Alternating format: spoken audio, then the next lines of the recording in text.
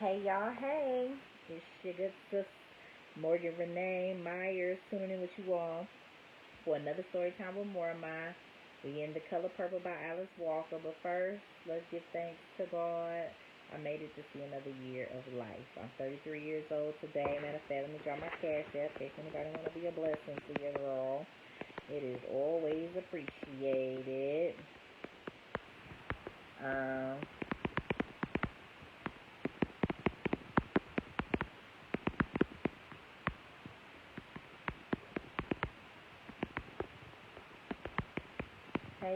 Hey y'all. It's my birthday. And I really love reading. I've loved reading since I was a child. So I'm going to do one of the things that I love to do. Y'all be seeing me come on here. And if you don't, you need to start paying attention. This year I'm getting more intentional about the things I want to do as far as my career, gifts, and talents. Because every day ain't promised. I'm grateful to be here for another birthday. But you know, hey, they come and they go, right? So I'm going to be doing more of my readings. And so I just need you guys to share, subscribe to my YouTube channel. You can type in Storytime with Moremy, Moremy. Or you can look up my name and the name of whatever book you see me reading. But let's hop into it. So The Color Purple, the 40th anniversary of the movie or the book. I think of the book. The book was written back in 80-something. So that was yesterday, Christmas. So I'm going to go see the movie today for my birthday to treat myself. And so I want to finish reading this book before I dote on. I'm going to probably go to the 4 o'clock show. So last night I had started finishing it up, and Celie had just come across all the letters that Mr. been hiding from her all these years from her sister Nettie. Okay? So, happy birthday to me. Can I put over here on Instagram too? If anybody want to send any love donations, it is appreciated. Okay? Your girl, it's been a year for me. I ain't going to hold you, but I'm blessed to be here. I'm blessed to be finally housed, warm in Florida, so the weather's nice. Even the chilly ain't as chilly back in North Carolina.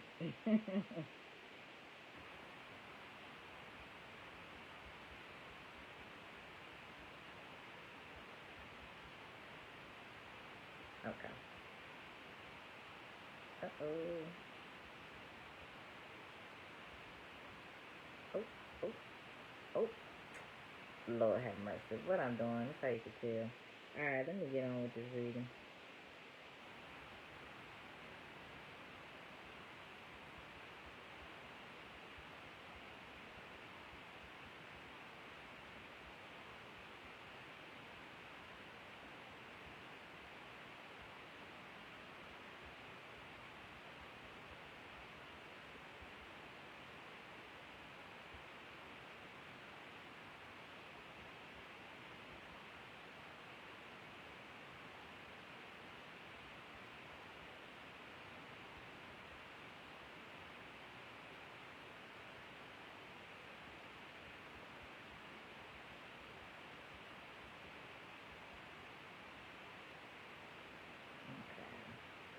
This old Android phone is very different. Alright. Hey y'all.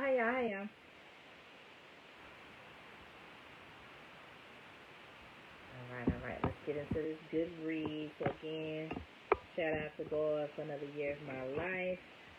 Being able to wake up and do one of the things that I love. Just read out loud. So I'm reading this Color Purple, and then I'm going to go see the remake of the movie later today. So let's hop back into it. Celie can come across all these letters that Mr. been hiding from her over these years. Here we go. Dear Celie, Samuel is a big man. He dresses in black almost all the time except for his white surgical collar, and he is black. Until you see his eyes, you think he's somber, even mean, but he has the most thoughtful and gentle brown eyes. When he says something, it settles you because he never says anything off the top of his head, and he's never out to dampen your spirit or to hurt. Corinne is a lucky woman to have him as her husband. But let me tell you the ship. Hold on.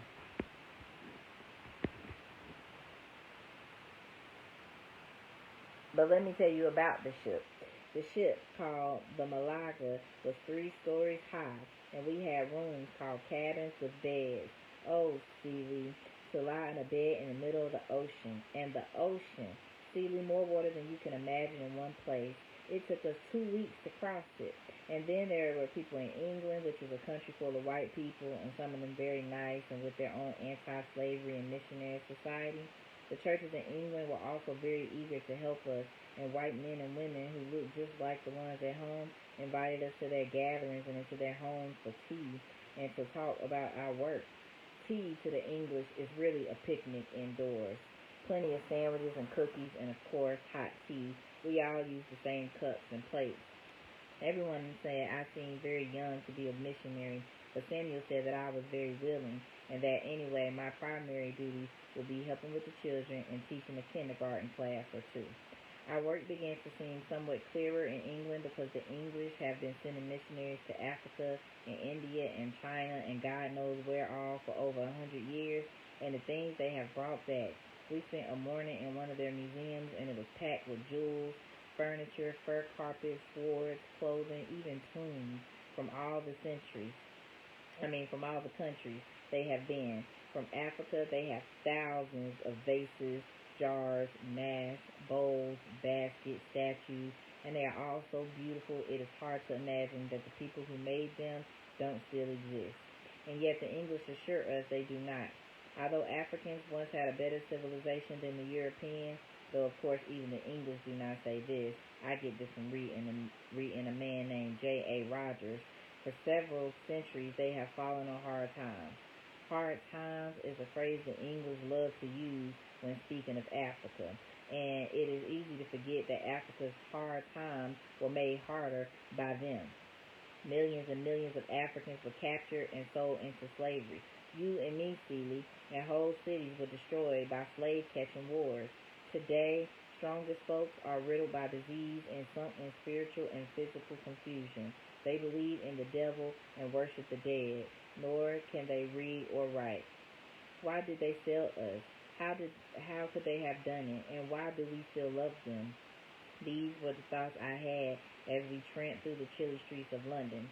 I studied England on a map, so neat and serene, and I became hopeful in spite of myself that much good for Africa is possible given hard work and the right frame of mind. And then we sailed for Africa, leaving Southampton, England on the 24th of July and arriving in Monrovia, Liberia on the 12th of September. On the way, we stopped in Lisbon, Portugal, and Dakar, Senegal. Monrovia was the last place we were among people we were somewhat used to, since it is an African country that was founded by ex-slaves from America who came back to Africa to live.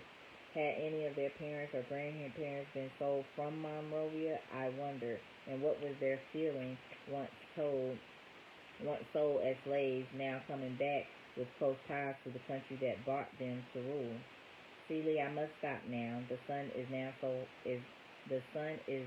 so hot now, and I must prepare for the afternoon classes and vesper service.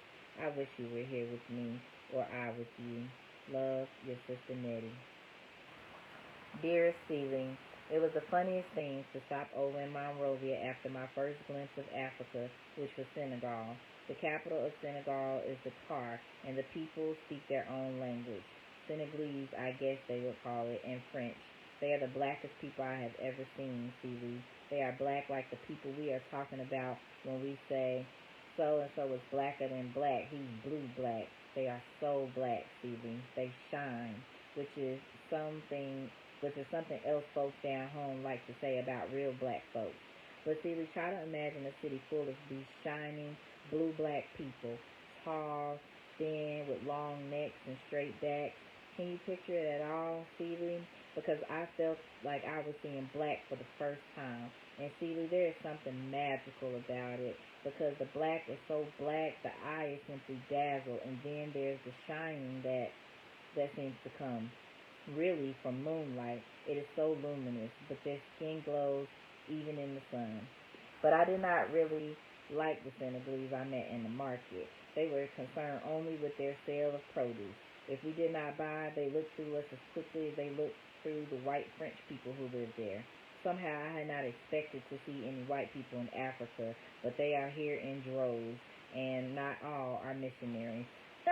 They are here in droves. Girl, yes, they everywhere. There are bunches of them in Monrovia too, and the president, whose last name is Tubman has some in his cabinet. He also has a lot of white-looking colored men in his cabinet. On our second evening in Monrovia, we had tea at the Presidential Palace. It looks very much like the American White House where our president lives, Samuel says. The president talks a good bit about his efforts trying to develop the country and about his problems with the natives who don't want to work to help build the country up. Yeah, y'all coming on their land telling them what for. I wouldn't want to help you build it up neither. This message is brought to you by Live Alkaline Water, the best hydration in the nation, located in Yakinsville, North Carolina. We do ship up and down the East Coast, and we'll be going overseas soon. We do ounces, we do gallons, they do 5 gallons. For my people back home, so get you some. Queen, we appreciate you. Thank you, you do? Thank you. Feels good to be appreciated. I received that. So he said, I did not see any of the natives in his chat. Hold on, let me back up. The president talked a good bit about his efforts to trying to develop the country and about his problems with the natives who don't want to work to help build the country up. It was the first time I heard a black man use that word. I knew that to white people, all colored people are natives, but he cleared his throat and said he only meant natives to Liberia. I did not see any of these natives in his cabinet, and none of the cabinet members' wives could pass for natives. Compared to them and their silk and pearls, Corinne and I were barely dressed, let alone dressed for the occasion. But I think the women we saw at the palace spent a lot of time dressing. Still, they looked dissatisfied, not like the cheery school teachers we saw only by chance as they herded their classes down to the beach for a swim. Before we left, we visited one of the large cacao plantations. They have nothing but cacao trees as far as the eye can see, and whole villages built right in the middle of the fields. We watched the weary families come home from work, still carrying their cacao seed buckets in their hands. These double as lunch buckets next day, and sometimes, if they are women, their children on their backs. As tired as they are, they sing, Stevie, just like we do at home. Why do tired people sing? I asked Corinne. Too tired to do anything else, she said. Besides, they don't own the cacao fields, Stevie. Even President Tubman doesn't own them. People in a palace called Holland do. The people who make Dutch chocolate, and there are overseers who make sure the people work hard, who live in stone houses in the corners of the fields. Again, I must go. Everyone is in bed, and I am writing by lamplight, but the lamp is attracting so many bugs I am being eaten alive. I have bites everywhere, including my scalp and the bottoms of my feet. But did I mention my first sight of the African coast? Something struck in me, in my soul, Stevie, like a large bell, and I just vibrated. Corinne and Samuel felt the same, and we kneeled down right on deck and gave thanks to God for letting us see the land for which our mothers and fathers cried and lived and died to see again. Oh, Stevie, will I ever be able to tell you all? I dare not ask, I know, but leave it all to God. Your ever-loving sister, Nettie. Oh, I can't wait to see this movie later. Dear God, what with being shot, crying, and blowing my nose, thank you for the birthday, love, and trying to puzzle out words us don't know, it took a long time to read just the first 2 or 3 letters. But by the time they got up to where she good and settled in Africa, oh, wait a minute. Okay, so we back, okay. So the last 4 or 5 pages was the letters Stevie was getting. Okay, so now we back on her diary entries. Dear God, what was being shot and crying and blowing my nose and trying to puzzle out words us don't know, it took a long time to read just the first 2 or 3 letters. By the time us got up to where she good and settled in Africa, Mr. and Grady come home. Can you handle it? Asked Shug. How I'm gonna keep from killing him, I say. Don't kill, she say. Nettie be coming home before long. Don't make her have to look at you like us look at Sophia. But it's so hard, I say, while Shug emptied her suitcase and put the letters inside. Hard to be Christ, too, say Shug, but he managed. Remember that, thou shalt not kill, he said, and probably wanted to add on to that, starting with me. He knows the fools he was dealing with. But Mr. Not Christ. I'm not Christ, I say. You're somebody to Nettie, she say, and she'd be pissed if you change on her while she on her way home. Us hear Grady and Mister in the kitchen. Dishes rattling, safe door open and shut. No, I think I feel better if I kill him, I say. I feel sickish, numb now. No, you won't. Nobody feel better for killing nothing. They feel something is all. That better than nothing. Celie, she say, Nettie not the only one you got to worry about. Say what? I asked. Me, Celie. Think about me a little bit. Miss Celie, if you kill Albert, Grady be all I got left. I can't even stand the thought of that. I laughed, thinking about Grady's big tooth. Make Albert let me sleep with you from now on while you here. Wait a minute. Let me back up.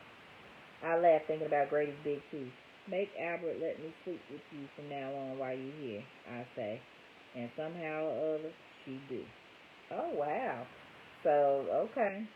Make Albert let you sleep with me from now on while you here, I say. And somehow or other, she do. Okay. She really got it in for sure. Thank you, Leora girl.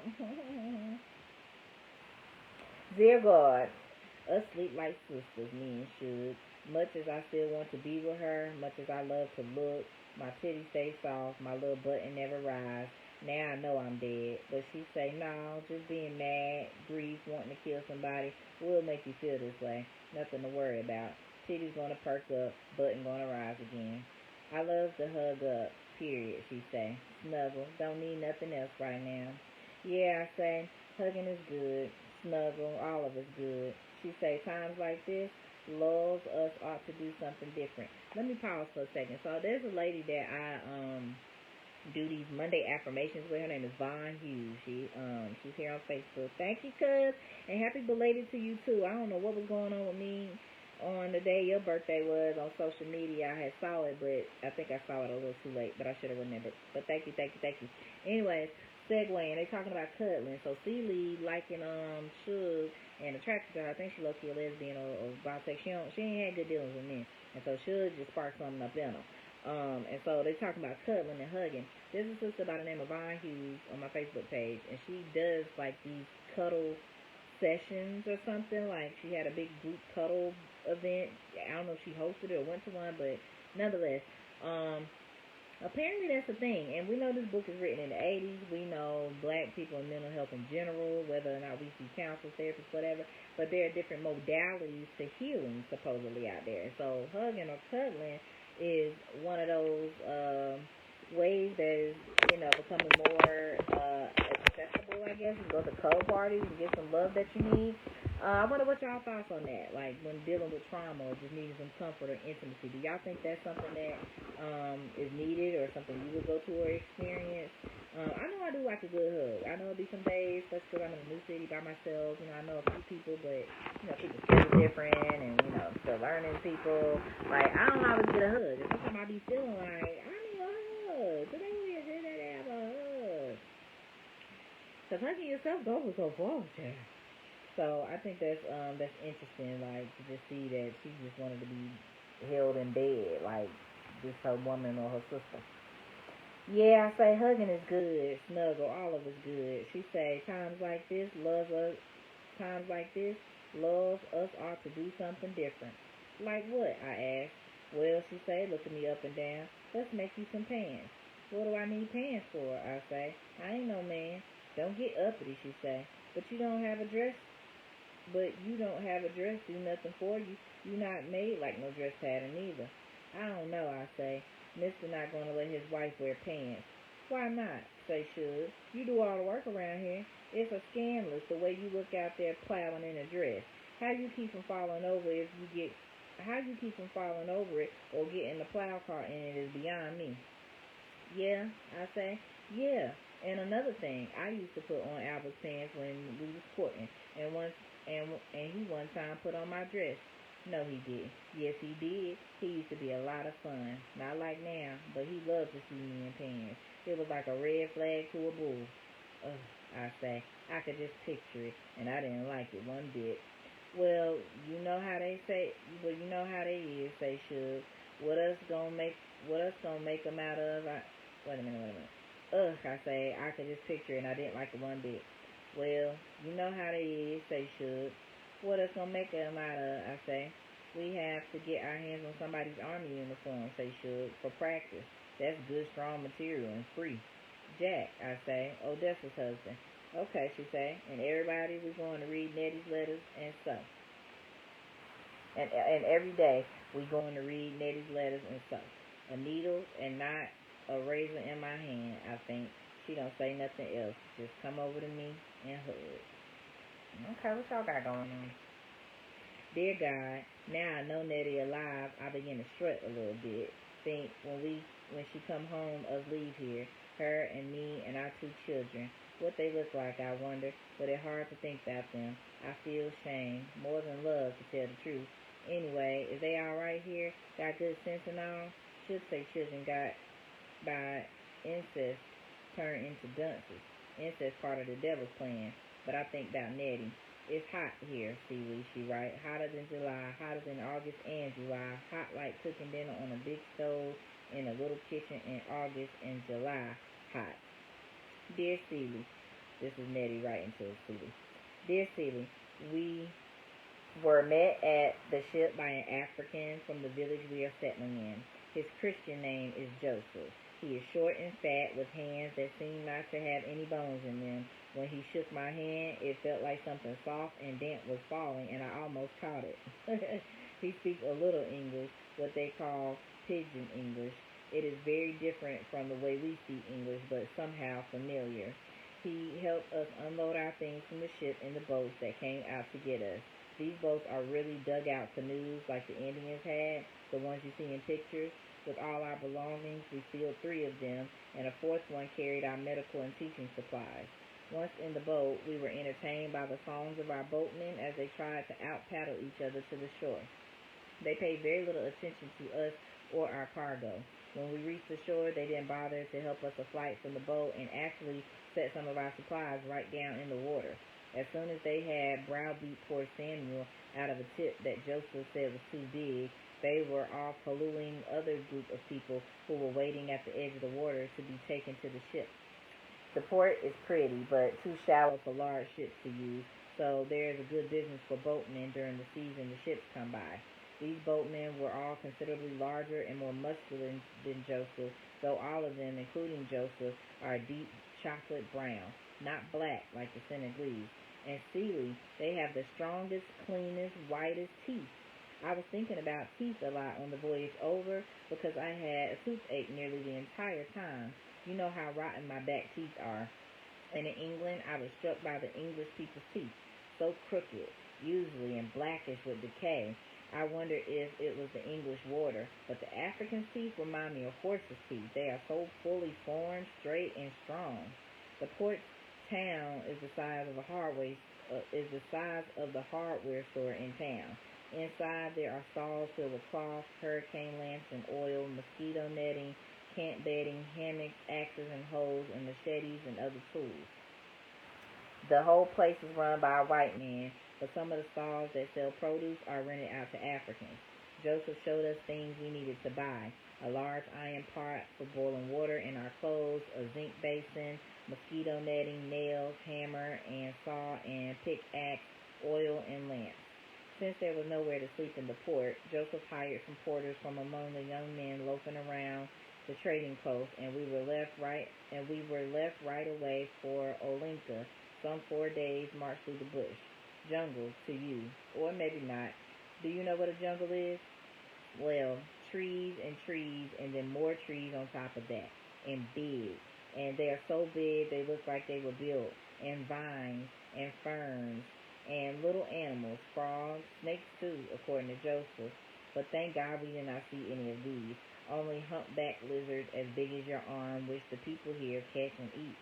They love meat, all the people in this village. Sometimes if you can't get them to do anything any other way, you start to mention meat, either a little piece you just happen to have, or maybe if you want them to do something big, you talk about a barbecue. Yes, a barbecue. They remind me of folks at home. Well, we got here, and I thought I would never get the kinks out of my hips from being carried in a hammock the whole way. Everybody in the village crowded round us, coming out of little round huts and with something that I thought was straw on top of them, but it really a kind of leaf that grows everywhere. They pick it and dry it and lay it so it overlaps to make the roof rainproof. This part is women's work. Men folk drive the stakes for the hut and sometimes help build the walls with mud and rock from the stream. It's called cob. I took a cob class with a sister, and you use clay, sand, water, and straw, and that's how some indigenous folks make their homes, right? And it be sticking, it be staying. You never saw such curious faces as the village folks surrounded us with. At first, they just looked. Then one or two of the women touched my and Corinne's dresses. My dress was so dirty round the hem from dragging on the ground for 3 nights of cooking around a campfire that I was ashamed of myself. But then I took a look at the dresses they were wearing. Most looked like they'd been drug across the yard by the pigs, and they don't fit. So then they moved up a little bit, nobody saying a word yet, and touched our hair. Then looked down at our shoes. We looked at Joseph. Then he told us they were acting this way because the missionaries before us were white people, and vice versa. The men had been to the port, some of them, and had seen the white merchants, so they knew white men could be something else too. But the women had never been to the port, and the only white person they'd seen was the missionary they had buried a year ago. Samuel asked if they'd ever seen the white woman missionary 20 miles farther on, and he said no. 20 miles through the jungle is a very long trip. The men might hunt up to 10 miles around the village, but the women stayed close to their huts and fields. Then one of the women asked a question. We looked at Joseph. He said the woman wanted to know if the children belonged to me or to Corinne or to the both of us. Joseph said they belonged to Corinne. The woman looked us both over and said something else. We looked at Joseph. He said the woman said they both looked like me. We all laughed politely. They are her siblings and niece and nephew. Because Silly Daddy put them in her sister. Then another woman had a question. She wanted to know if I was also Samuel's wife. Joseph said no, that I was a missionary just like Samuel and Corinne. Then someone said they never suspected missionaries to have children. Then another said he never dreamed missionaries could be black. Then someone said that the new missionaries would be black, and 2 of them women was exactly what he had dreamed, and just last night too. By now there was a lot of commotion. Little heads began to pop from behind mother's skirts and over big sister's shoulders, and we were sort of swept along among the villagers, about 300 of them, to a place without walls but with a leaf roof, where we all sat down on the ground, men in front, women and children behind. Then there was a loud whispering among some very old men who looked like the church elders back home, with their baggy trousers and shiny, ill-fitting coats. Did black missionaries drink palm wine? Corinne looked at Samuel, and Samuel looked at Corinne. But me and the children were already drinking it because someone had already put a little brown clay glasses in our hands, and we were too nervous not to start sipping. We got there around 4 o'clock and sat under the leaf canopy until 9. We had our first meal there, a chicken and groundnut peanut stew, which we ate with our fingers, but mostly we listened to songs and watched dances that raised lots of dust. The biggest part of the welcoming ceremony was about the roof leaf, which Joseph interpreted for us as one of the villagers recited the story that it was based upon. The people of this village think they have always lived on the exact spot where their village now stands, and this spot has been good to them. They plant cassava fields that yield huge crops. They plant groundnuts that do the same. They plant yam and cotton and millet, all kinds of things. But once, a long time ago, one man in the village wanted more than his share of land to plant. He wanted to make more crops so as to use his surplus for trade with the white men on the coast. Because he was chief at the time, he gradually took more and more of the common land and took more and more wives to work it. As his greed increased, he also began to cultivate the land on which the roof leaf grew. Even his wives were upset by this and tried to complain, but they were lazy women and no one paid any attention to them. Lazy women? They was picking all the stuff he was having to grow. What? But they were lazy women and no one paid any attention to them.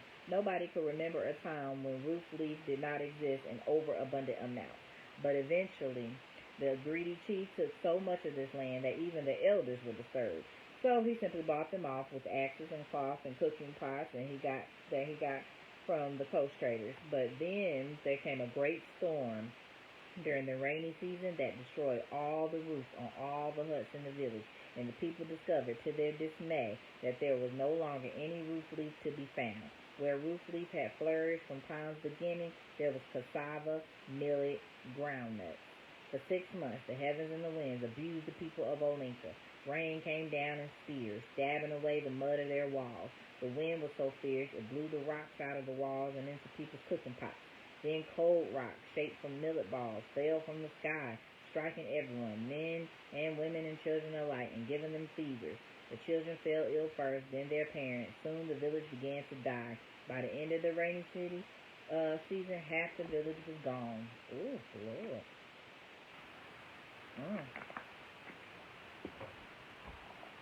The people prayed to the gods and waited impatiently for the seasons to change. As soon as the rain stopped, they rushed to the old roof leaf beds and tried to find the old roots. But of the endless numbers they had always grown there, only a few dozen remained. It was 5 years before the roof leaves became plentiful again. During those 5 years, many more in the village died. Many left, never to return. Many were eaten by animals. Many were sick. The chief was given all his store-bought utensils and forced to walk away from the village forever. His wives were given to other men.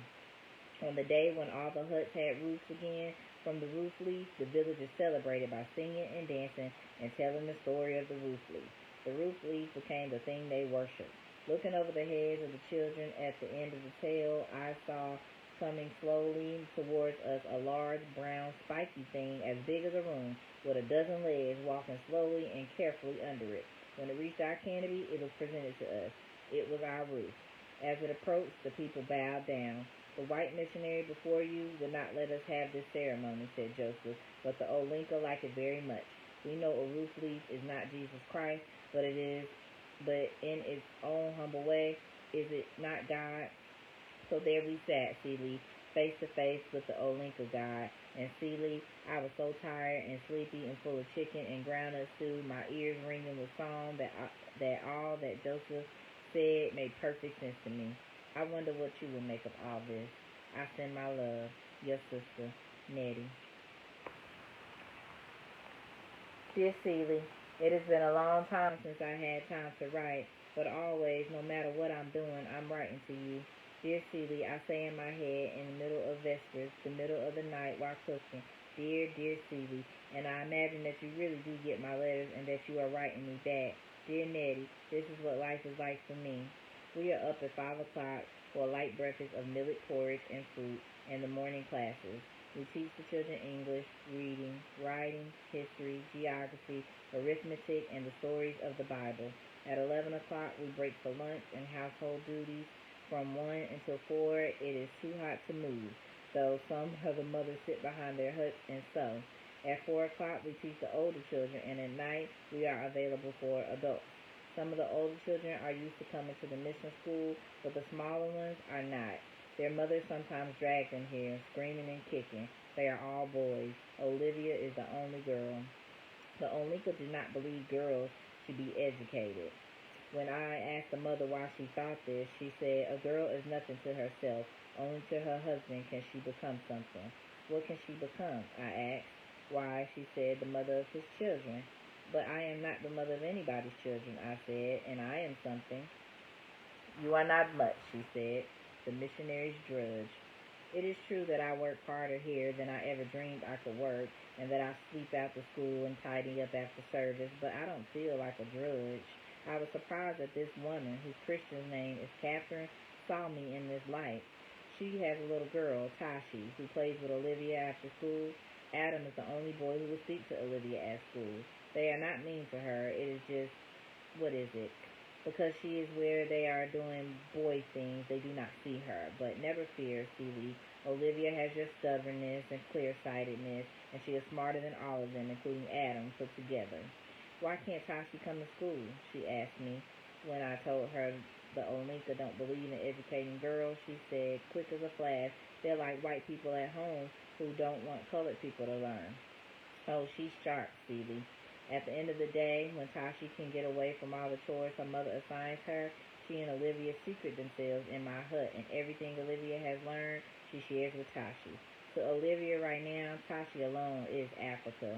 The Africa she came beaming across the ocean hoping to find. Everything else is difficult for her. The insects, for instance, for some reason, all of her bites turn into deep, runny sores, and she has a lot of trouble sleeping at night because the noises from the forest frighten her. It has taken a long time for her to become used to the food, which is nourishing, but for the most part indifferently prepared. The women of the village take turns cooking for us, and some are cleaner and more conscientious than others. Olivia gets sick from the food prepared by any of the chief's wives. Samuel thinks it may be the water they use, which comes from a separate spring that runs clear even in the dry season, but the rest of us have no ill effects. It is as if Olivia fears the food from these wives because they all look so unhappy and work so hard. Whenever they see her, they talk about the day when she will become their littlest sister/wife. It is just a joke, and they like her, but I wish they wouldn't say it. Even though they are unhappy and work like donkeys, they still think it is an honor to be the chief's wife. He walks around all day holding his belly up and talking and drinking palm wine with the healer. Why do they say I will be a wife of the chief? Asks Olivia. That is as high as they can think, I tell her. He is fat and shiny with huge perfect teeth. She thinks she has nightmares about him. You will grow up to be a strong Christian woman, I tell her, someone who helps her people to advance. You will be a teacher or a nurse. You will travel. You will know many people greater than the chief. Will Tashi? She wants to know. Yes, I tell her. Tashi too. Corinne said to me this morning, Nettie, to stop any kind of confusion in the minds of these people, I think we should call one another brother and sister all the time. Some of them can't seem to get it through their thick skulls that you are not Samuel's other wife. I don't like it, she said. Almost since the day we arrived, I've noticed a change in Corinne. She isn't sick. She works as hard as ever. She's still sweet and good-natured, but sometimes I sense her spirit is being tested and that something in her is not at rest. That's fine, I said. I'm glad you brought it up. And don't let the children call you Mama Nettie, she said, even in play. This bothered me a little, but I didn't say anything. The children do call me Mama Nettie sometimes because I do a good bit of fussing over them, but I never try to take Corinne's place. And another thing, she said, I think we ought to try not to borrow each other's clothes. Well, she never borrowed anything of mine because I don't have much, but I'm all the time borrowing something of hers. You feeling yourself? I asked her. She said yes. I wish you could see my hut, Celie.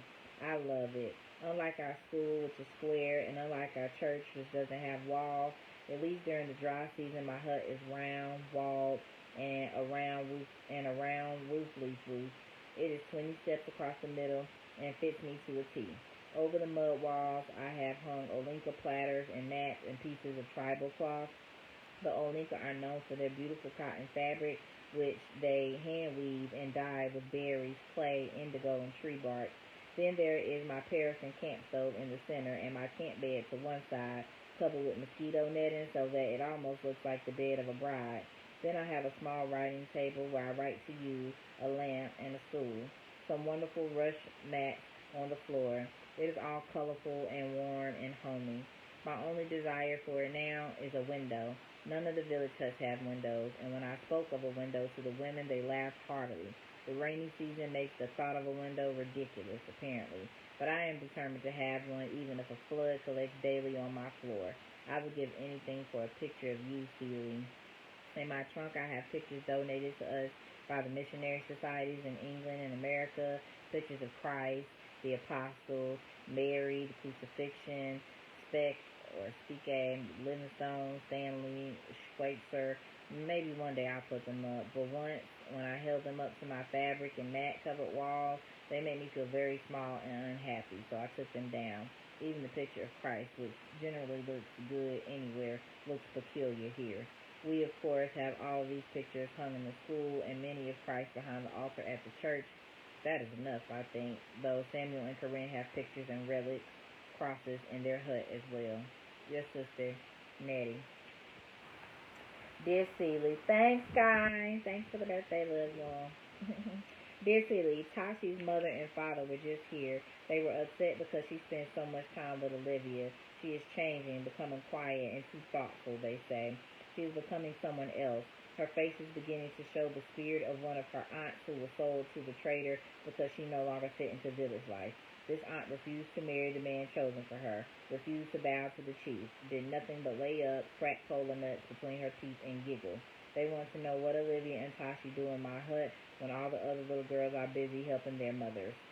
Is Tashi lazy at home? I asked. The father looked at her mother. She said, no, on the contrary, Tashi works harder than most girls her age and is quicker to finish her work. But it is only because she wishes to spend her afternoons with Olivia.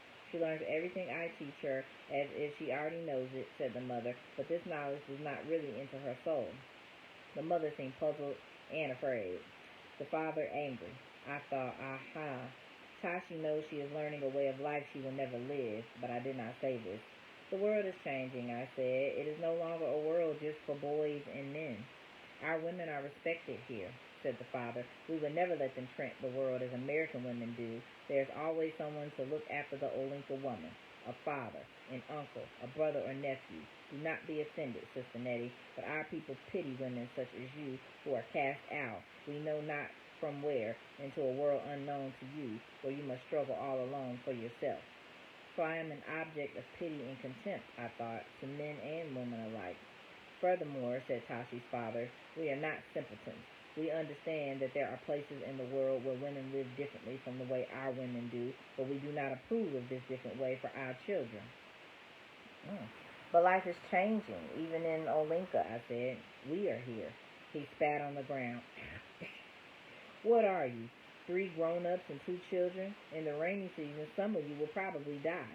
You people do not last long in our climate. If you do not die, you will be weakened by illness. Oh, yes, we have seen it all before. You Christians come over here, try hard to change us, get sick, and go back to England or wherever you come from. Only the trader on the coast remains, and even he is not the same white man year in and year out. We know because we send him women. Tashi is very intelligent, I said. She could be a teacher, a nurse. She could help the people in the village. There is no place here for a woman to do those things, he said. Then we should leave, I said. Sister Corinne and I. No, he said. Teach only the boys, I asked. Yes, he said, as if my question was an agreement. There's a way that the men speak to women that reminds me too much of Pa. They listen just long enough to issue instructions. They don't even look at women when women are speaking. They look at the ground and bend their heads toward the ground. The women also do not look at a man's face, as they say. To look at a man's face is a brazen thing to do. They look instead at his feet or his knees. And what can I say to this? Again, it is our own behavior around Pa. Next time Tashi appears at your gate, you will send her straight home, her father said. Then he smiled. Your Olivia can visit her and learn what women are for. Ooh. I smiled also. Olivia must learn to take her education about life where she can find it, I thought. His offer will make a splendid opportunity. Goodbye until the next time, dear Celie, from a pitiful, cast-out woman who may perish during the rainy season. Your loving sister, Nettie. Dear Celie, at first there was the faintest sound of movement in the forest, a kind of low humming. Then there was chopping and the sound of dragging, then a scent, some days of smoke. But now, after 2 months during which I or the children or Corinne has been sick, all we hear is chopping and scraping and dragging, and every day we smell smoke. Today, one of the boys in my afternoon class burst out as he entered. The road approaches! The road approaches! He had been hunting in the forest with his father and seen it. Every day now, the villagers gather at the edge of the village near the cassava fields and watch the building of the road. And watching them, some of their stools and some squatted down on their haunches, all chewing cola nuts and making patterns in the dirt. I feel a great surge of love for them, for they do not approach the road builders empty-handedly. Oh no, each day since they saw the roads approach, they have been stuffing the road builders with goat meat, millet mush, baked yam and cassava, cola nuts and palm wine. Each day is like a picnic, and I believe many friendships have been made, although the road builders are from a different tribe, some distance to the north and nearer the coast, and their language is somewhat different. I don't understand it anyway, though the people of Olinka seem to, but they are clever people about most things and understand new things very quickly. It is hard to believe we've been here 5 years. Time moves slowly, but passes quickly. Adam and Olivia are nearly as tall as me and are doing very well in their studies. Adam has a special aptitude for figures, and it worries Samuel that soon he will have nothing more to teach him in this field, having exhausted his own knowledge. When we were in England, we met missionaries who sent their children back home when it was no longer possible to teach them in the bush. But it is hard to imagine life here without the children.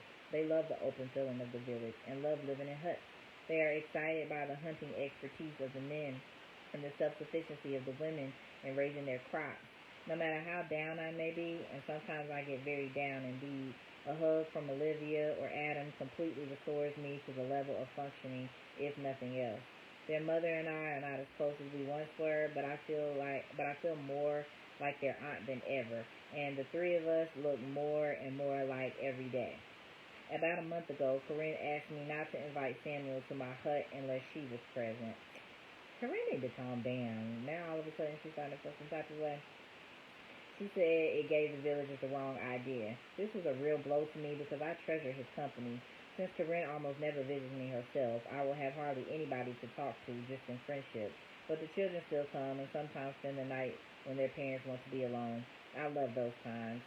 We roast groundnuts on my stove, sit on the floor, and study maps of all the countries in the world. Sometimes Tashi comes over and tells stories that are popular among the Olinka children. I am encouraging her and Olivia to write them down in Olinka and English. It will be good practice for them. Olivia feels that, compared to Tashi, she has no good stories to tell. One day, she started in on an Uncle Remus tale, only to discover Tashi had the original version of it. Her little face just fell. But then we got into a discussion of how Tashi's people stories got to America, which fascinated Tashi. She cried when Olivia told her how her grandmother had been treated as a slave. No one else in this village wants to hear about slavery, however. They acknowledge no responsibility whatsoever. This is one thing about them I definitely do not like. We lost Tashi's father during the last rainy season. He fell ill with malaria, and nothing the healer concocted saved him. He refused to take the medicine we used for it, or to let Samuel visit him at all. It was my first Olinka funeral. The women paint their faces white and wear white shroud-like garments and cry in high keening voice. They wrapped the body in bark cloth and buried it under a big tree in the forest. Tashi was heartbroken. All her young life she had tried to please her father, never quite realizing that, as a girl, she never could. But the death brought her and her mother closer together, and now Catherine feels like one of us. By one of us, I mean me and the children and sometimes Samuel. She is still mourning and sticking close to her hut, but she says she will not marry again since she already has 5 boy children and she can now do whatever she wants. She has become an honorary man. And when I went to visit her, she made it very clear that Tashi must continue to learn. She is the most industrious of all Tashi's father's widows, and her fields are praised for their cleanliness, productivity, and general attractiveness. Perhaps I can help her with her work. It is in work that the women get to know and care about each other. It was through work that Catherine became friends with her husband's other wives. This friendship among women is something Samuel often talks about. Because the women share a husband, but the husband does not share their friendship, it makes Samuel uneasy. It is confusing, I suppose. It is Samuel's duty as a Christian minister to preach the Bible's directive of one husband and one wife. Samuel is confused because to him, since the women are friends and will do anything for one another, not always, but more often than anyone from America would expect, and since they giggle and gossip and nurse each other's children, then they must be happy with things as they are. But many of the women rarely spend time with their husbands. Some of them were promised to old or middle-aged men at birth. Their lives always center around work and their children and other women, since a woman cannot really have a man for a friend without the worst kind of ostracism and gossip. They indulge their husbands, if anything. You should just see how they make admiration over them, praise their smallest accomplishments, stuff them with palm wine and sweets. No wonder the men are often childish. A grown child is a dangerous thing, especially since among the Olinka, the husband has life and death power over his wife. If he accuses one of his wives of witchcraft or infidelity, she can be killed. Thank God, and sometimes Samuel's intervention, this has not happened since we've been here. But the stories Tashi tells are often about such gruesome events that happened in recent past, and God forbid that the child of a favorite wife should fall ill. That is the point at which even the women's friendship breaks down, as each woman fears the accusation of sorcery from the other or from the husband. Merry Christmas to you and yours, dear Phoebe. We celebrated here on the dark continent with prayer and song and a large picnic complete with watermelon, fresh fruit punch, and barbecue. God bless you, Nettie. Dear Silly, I meant to write you in time for Easter, but it was not a good time for me, and I did not want to burden you with any distressing news, so a whole year has gone by. The first thing I should tell you about is the road. The road finally reached the cassava fields about 9 months ago, and the Olinka, who loved nothing better than a celebration, outdid themselves, preparing a feast for the road builders, who talked and laughed and cut their eyes at the Olinka women the whole day. In the evening, many were invited into the village itself, and there were merrymakings far into the night. I think Africans are very much like white people back home in that they think they are the center of the universe and that everything that is done for them. The Olinka definitely hold this view, and so they naturally thought the road being built was for them. And in fact, the road builders talked much of how quickly the Olinka will now be able to get to the coast. With a tarmac road, it is only a 3-day journey. By bicycle, it will be even less. Of course, no one in Olinka owns a bicycle, but one of the road builders has one, and all the Olinka men covet it and talk of someday soon purchasing their own. Well, the morning after the road was finished, as far as the Olinka were concerned, after all, it had reached their village. What should we discover but that the road builders were back at work? They have instructions to continue the road for another 30 miles, and to continue it on its present course right through the village of Olinka. By the time we were out of bed, the road was already being dug through Catherine's newly planted yam field. Of course, the Olinka were up in arms, but the road builders were literally up in arms. They had guns, Phoebe, with orders to shoot. It was pitiful, Phoebe. The people felt so betrayed. They stood by helplessly. They really don't know how to fight, and rarely think of it since the old days of tribal wars, as their crops and then their very homes were destroyed. Yes, the road builders didn't deviate an inch from the plan the headman was following. Every hut that lay in the proposed road path was leveled. And Sealy, our church, our school, my hut, all went down in a matter of hours.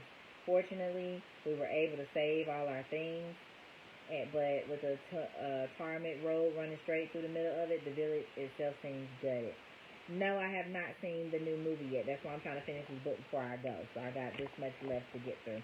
I've seen the old one, but today's my birthday, and it came out yesterday, so I'm going to go treat myself to that later today. Probably around the 4 or 6 o'clock show. But what time is it? It's 11 o'clock where I'm at now. I should be done with this definitely before 1. Definitely probably before the end of 12:30.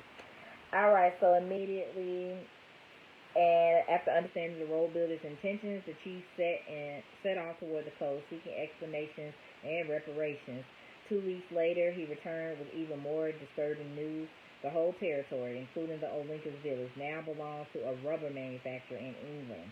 As he neared the coast, he was stunned to see hundreds and hundreds of villagers, much like the Olinka, clearing the forest on each side of the road and planting rubber trees.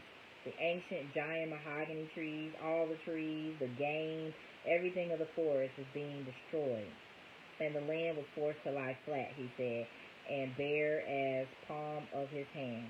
At first, he thought the people who told him about the English rubber company were mistaken, if only about its territory, including the Olinka village. But eventually, he was directed to the governor's mansion, a huge white building with flags flying in its yard, and there had an audience with the white man in charge. It was this man who gave the road builders their order. This man who knew about the Olinka only from a map. He spoke in English, which our chief tried to speak also. It must have been a pathetic exchange. Our chief never learned English beyond an occasional odd phrase he picked up from Joseph, who pronounces English, Yanglish. But the worst was yet to be told. Since the Olinka no longer owned their village, they must pay rent for it, and in order to use the water, which also no longer belongs to them, they must pay a water tax. At first the people laughed. It really did seem crazy. They've been here forever. But the chief did not laugh. We will fight the white man, they said. But the white man is not alone, said the chief. He has brought in his army. That was several months ago, and so far nothing has happened. The people live like ostriches, never setting foot on the new road if they can help it, and never, ever looking towards the coast. We have built another church and school. I have another hut, and so we wait. Meanwhile, Corinne has been very ill with African fever. Many missionaries in the past have died from it. For the children, I find. The boys now accept Olivia and Tashi in class, and more mothers are sending their daughters to school. The men do not like it. Who wants a wife who knows everything her husband knows? They fume. But the women have their ways, and they love their children, even their girls. I will write more when things start looking up. I trust God they will. Your sister, Nettie. Dear Celie, this whole year after Easter has been difficult. Since Corinne's illness, all her work has fallen on me, and I must nurse her as well, which she resents. One day when I was changing her as she lay in bed, she gave me a long, mean, but somehow pitiful look. Why do my children look like you? She asked. Do you really think they look so much like me? I said. You could have spit them out, she said. Maybe just living together. Loving people makes them look like you, I said. You know how some old married people look alike. Even these women saw the resemblance the first day we came, she said. And that's worried you all this time? I tried to laugh it off, but she just looked at me. When did you first meet my husband? She wanted to know. And that was when I knew what she thought. She thinks Adam and Olivia are my children and that Samuel is their father. Oh, so that's why she started acting stank toward her. She thought on the low, maybe these babies that she got adopted from somewhere was really his children with his side chick. Okay. That makes sense now. Oh, Celie, this thing has been gnawing away at her all these years. I met Samuel the same day I met you, Corinne, I said. I still haven't got the hang of saying sister all the time. As God is my witness, that's the truth. Bring the Bible, she said. I brought the Bible and placed my hand on it and swore. You've never known me to lie, Corinne, I said. Please believe I am not lying now. Then she called Samuel and made him swear that the day she met me was the day he met me also. He said, I apologize for this, Sister Nettie. Please forgive us. As soon as Samuel left the room, she made me raise my dress, and she sat up in her sick bed to examine my stomach. I felt so sorry for her, and so humiliated, Celie. And the way she treats the children is the hardest part. She doesn't want them near her, which they don't understand. How could they? They don't even know they were adopted. The village is due to be planted in rubber trees this coming season. The Olinka hunting territory has already been destroyed, and the men must go farther and farther away to find game.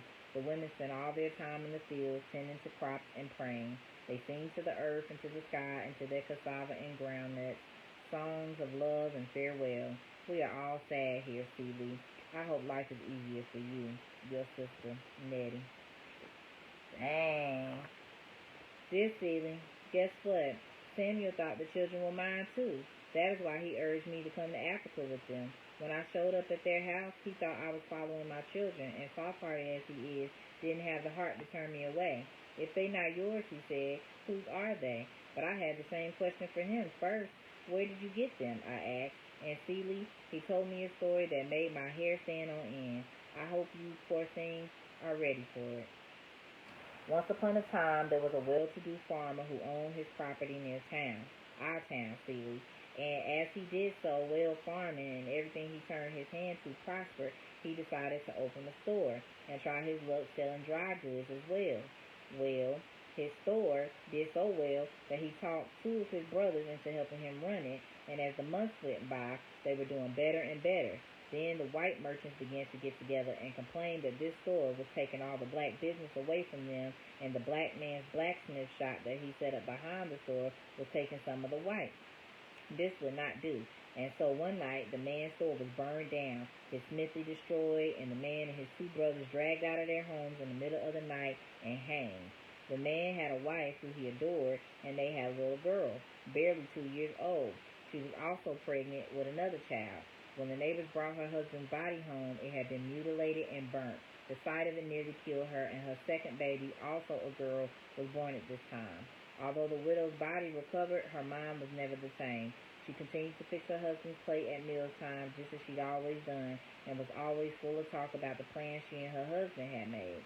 Thank y'all for the birthday, love. Appreciate it. The neighbors, though not always intending to, shunned her more and more, partly because the plans she talked about were grander than anything they could even conceive of for colored people, and partly because her attachment to the past was so pitiful. She was a good-looking woman, though, and still owned land, but there was no one to work it for her, and she didn't know how herself. Besides, she kept waiting for her husband to finish the meal she cooked for him and go to the field himself. Soon, there was nothing to eat that the neighbors did not bring, and she and her small children groped around in the yard as best they could. While the second child was still a baby, a stranger appeared in the community and lavished all his attention on the widow and her children. In a short while, they were married. Almost at once, she was pregnant a third time, though her mental health was no better. Every year thereafter, she was pregnant. Every year, she became weaker and more mentally unstable until many years after she married the stranger, she died. 2 years before she died, she had a baby girl that she was too sick to keep, then a baby boy. These children were named Olivia and Adam. This is Samuel's story, almost word for word. The stranger who married the widow was someone Samuel had run with long before he found Christ. When the man showed up at Samuel's house with his first Olivia and then Adam, Samuel felt not only unable to refuse the children, but as if God has answered his and Corinne's prayers. He never told Corinne about the man or about the children's mother because he hadn't wanted any sadness to cloud her happiness. Okay, let me back up. So 2 years before she died, she had a baby girl that she was too sick to keep, then a baby boy. These children were named Olivia and Adam. Okay, but they was really Celi's children, not her sick mama's children. Got you. So all the babies she kept having was Celi's siblings, Nettie being one of the two. Okay, got you. Happy birthday, happy wonderful new year, that's balanced, happy, and prosperous. I received that. Thank you, thank you, thank you. Okay, I got it now. So Celi and her mama was the sick woman whose husband was burned and mutilated, and then she married Celi's daddy, and he put all these babies in her, and she was just too sick, and the last two kids he really had with his daughter, Celi. Got it. Okay, so this is Samuel's story word for word. The stranger who married the widow was someone Samuel had run with long before he found Christ, so they paused. Okay, when the man showed up at Samuel's house with first Olivia and then Adam, Samuel felt not only unable to refuse the children, but as if God had answered his and Corinne's prayers. He never told Corinne about the man or about the children's mother because he hadn't wanted any sadness to cloud her happiness. But then, out of nowhere, I appeared. He put two and two together, remembered that his old running buddy had always been a scamp, and took me in without any questions. Okay, so he's thinking, okay, which, to tell the truth, had always puzzled me, but I put it down to Christian charity. Corinne had asked me once whether I was running away from home, but I explained I was a big girl now, my family back home very large and poor, and it was time for me to get out and earn my own living. Tears had soaked my blouse when Samuel finished telling me all this. I couldn't begin then to tell him the truth. But Celi, I can tell you, and I pray with all my heart that you will get this letter, if none of the others. Pa is not our Pa. Your devoted sister, Nettie. Huh? So now I'm confused. Pa is not our Pa. Who is he then? Pa is not our Pa.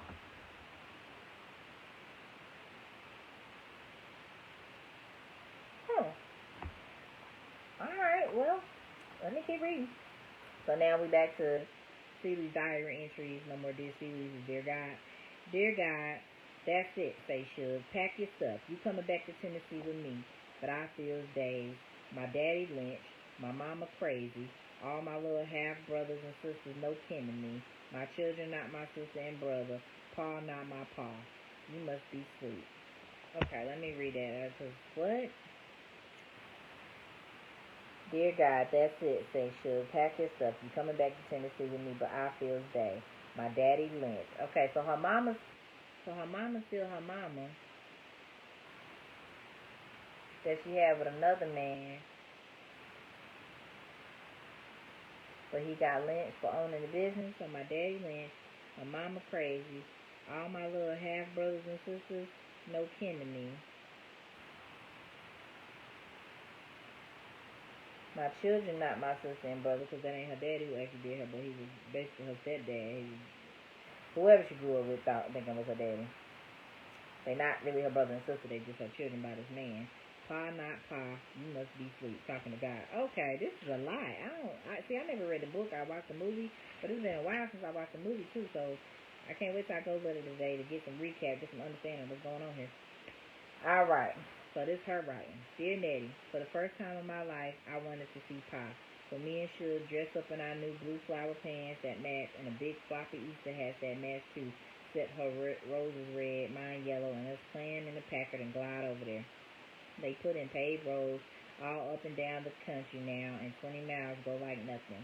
I saw Pa once since I left home. One day, me and Mister was loading up the wagon at the feed store. Pa was with May Ellen, and she was trying to fix her stocking. She was bent down over his leg and twisting the stocking into a knot above her knee, and he was standing over her, tapping on the gravel with his cane. Looked like he was thinking about hitting her with it.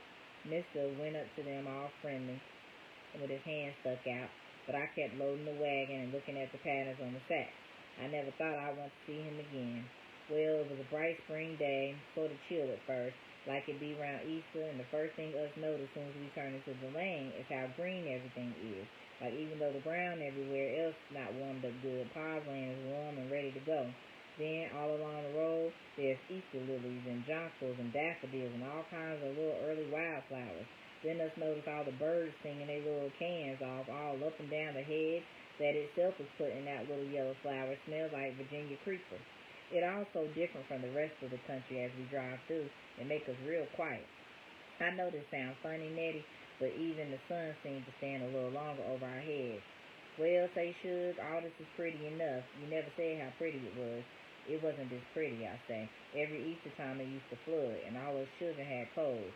Anyhow, I say, us stuck close to the house, and it sure ain't so hot, This ain't so hot, she asked, as she swung up a long, curving hill I didn't remember, right up to a big yellow two-story house with green shutters and a steep green shingle roof. I laughed. Us must have took the wrong turn, I say. This some white person's house. It was so pretty, though, that us stopped the car and just sit looking at it. What kind of trees all them flowering? Asked Suge. I don't know, I say. Looks like peach, plum, apple, maybe cherry, but whatever they is, they sure pretty. All around the house, all in back of it, nothing but blooming trees. Then more lilies and jonquils and roses claiming over everything. And all the time, the little birds from all over the rest of the country sit up in the trees, just going to town. Finally, after us look at it a while, I say it's so quiet, nobody home, I guess. No, say Suge, probably in church. A nice, bright Sunday like this. Us better leave then, I say, before whoever it is lives here gets back. But just as I say that, I notice my eye is staying on a fig tree it recognized, and us hear a car turning up the drive. Who should be in the car but Pa and some young girl look like his child. He get out on his side, then go around and open the door for her. She dressed to kill in a pink suit, big hat and pink shoes, a little pink purse hanging on her arm. They look at our license tag and then come up to the car. She put her hand through his arm. Morning, he says when he gets up to Suge's window.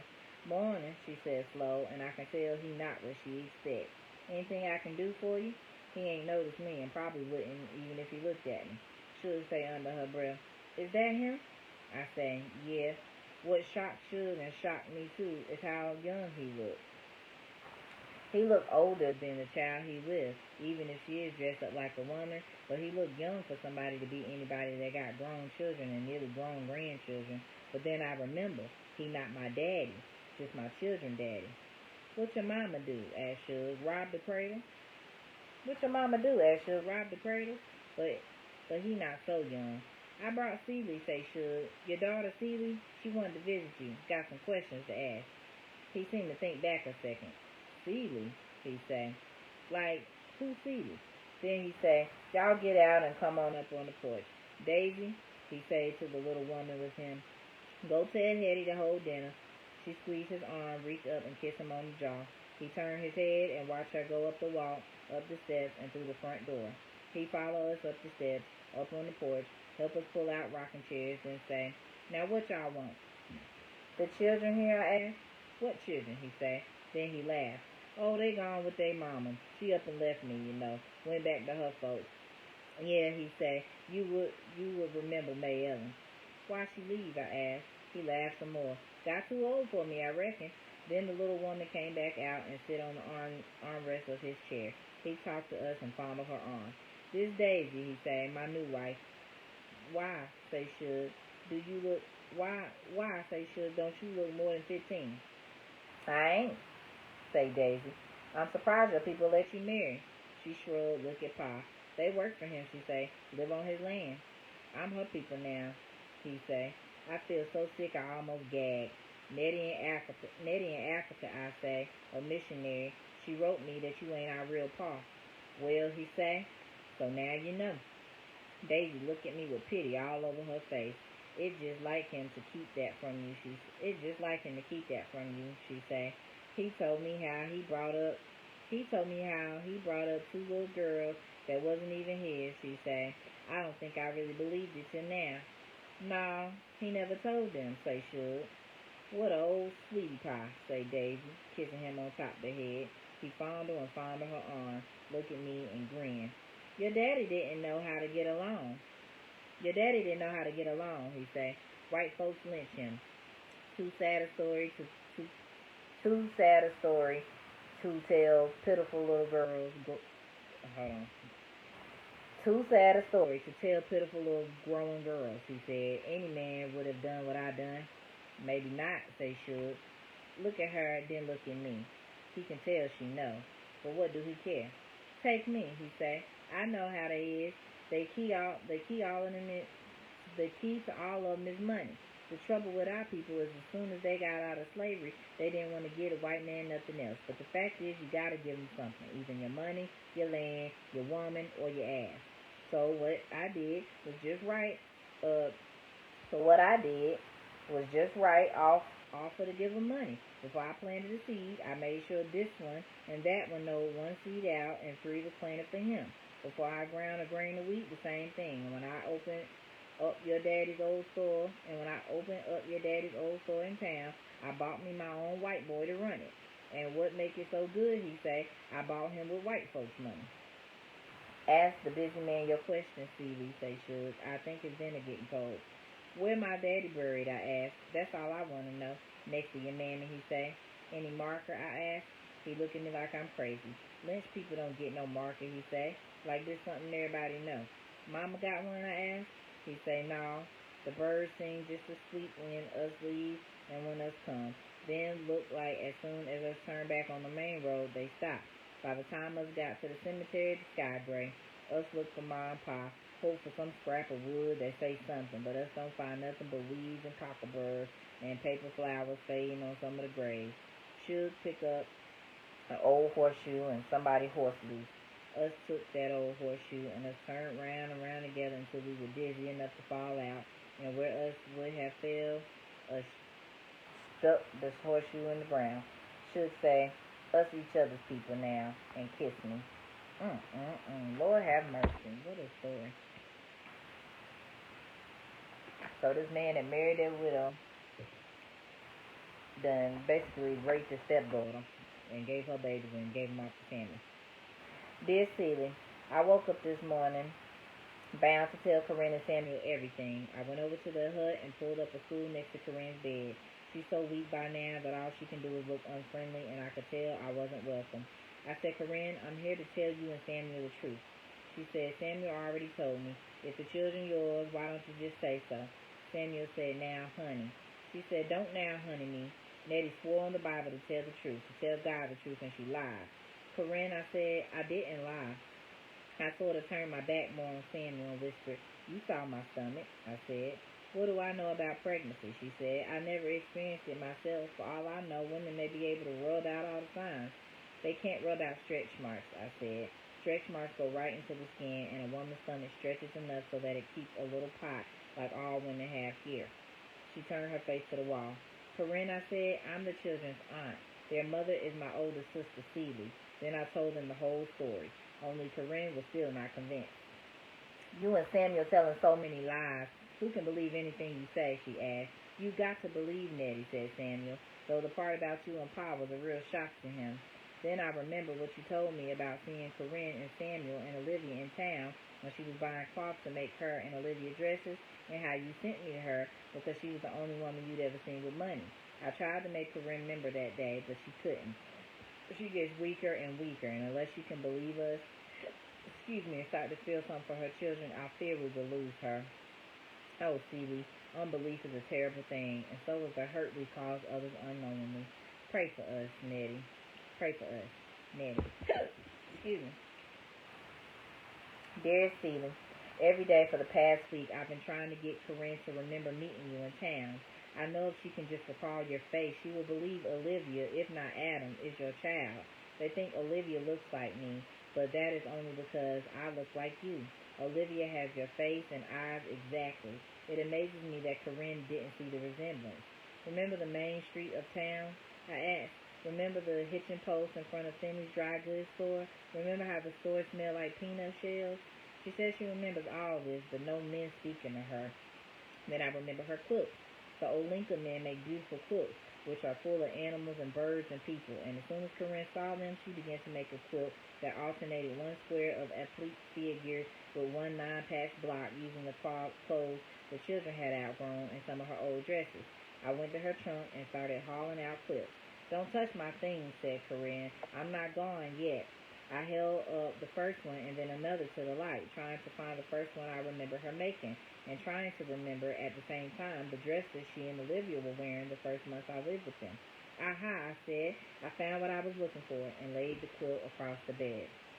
Do you remember buying this cloth? I asked, pointing to a flowered square. And what about this checkered bird? She traced the patterns with her finger, and slowly her eyes filled with tears. She was so much like Olivia, she said. I was afraid she wanted her back, so I forgot her as soon as I could. All I let myself think about was how the clerk treated me. I was acting like somebody because I was Samuel's wife and a Spelman Seminary graduate, and he treated me like an ordinary nigger. Oh, my feelings were hurt, and I was mad, and that's what I thought about, even told Samuel about on the way home. Not about your sister. What was her name? Seeley? Nothing about her.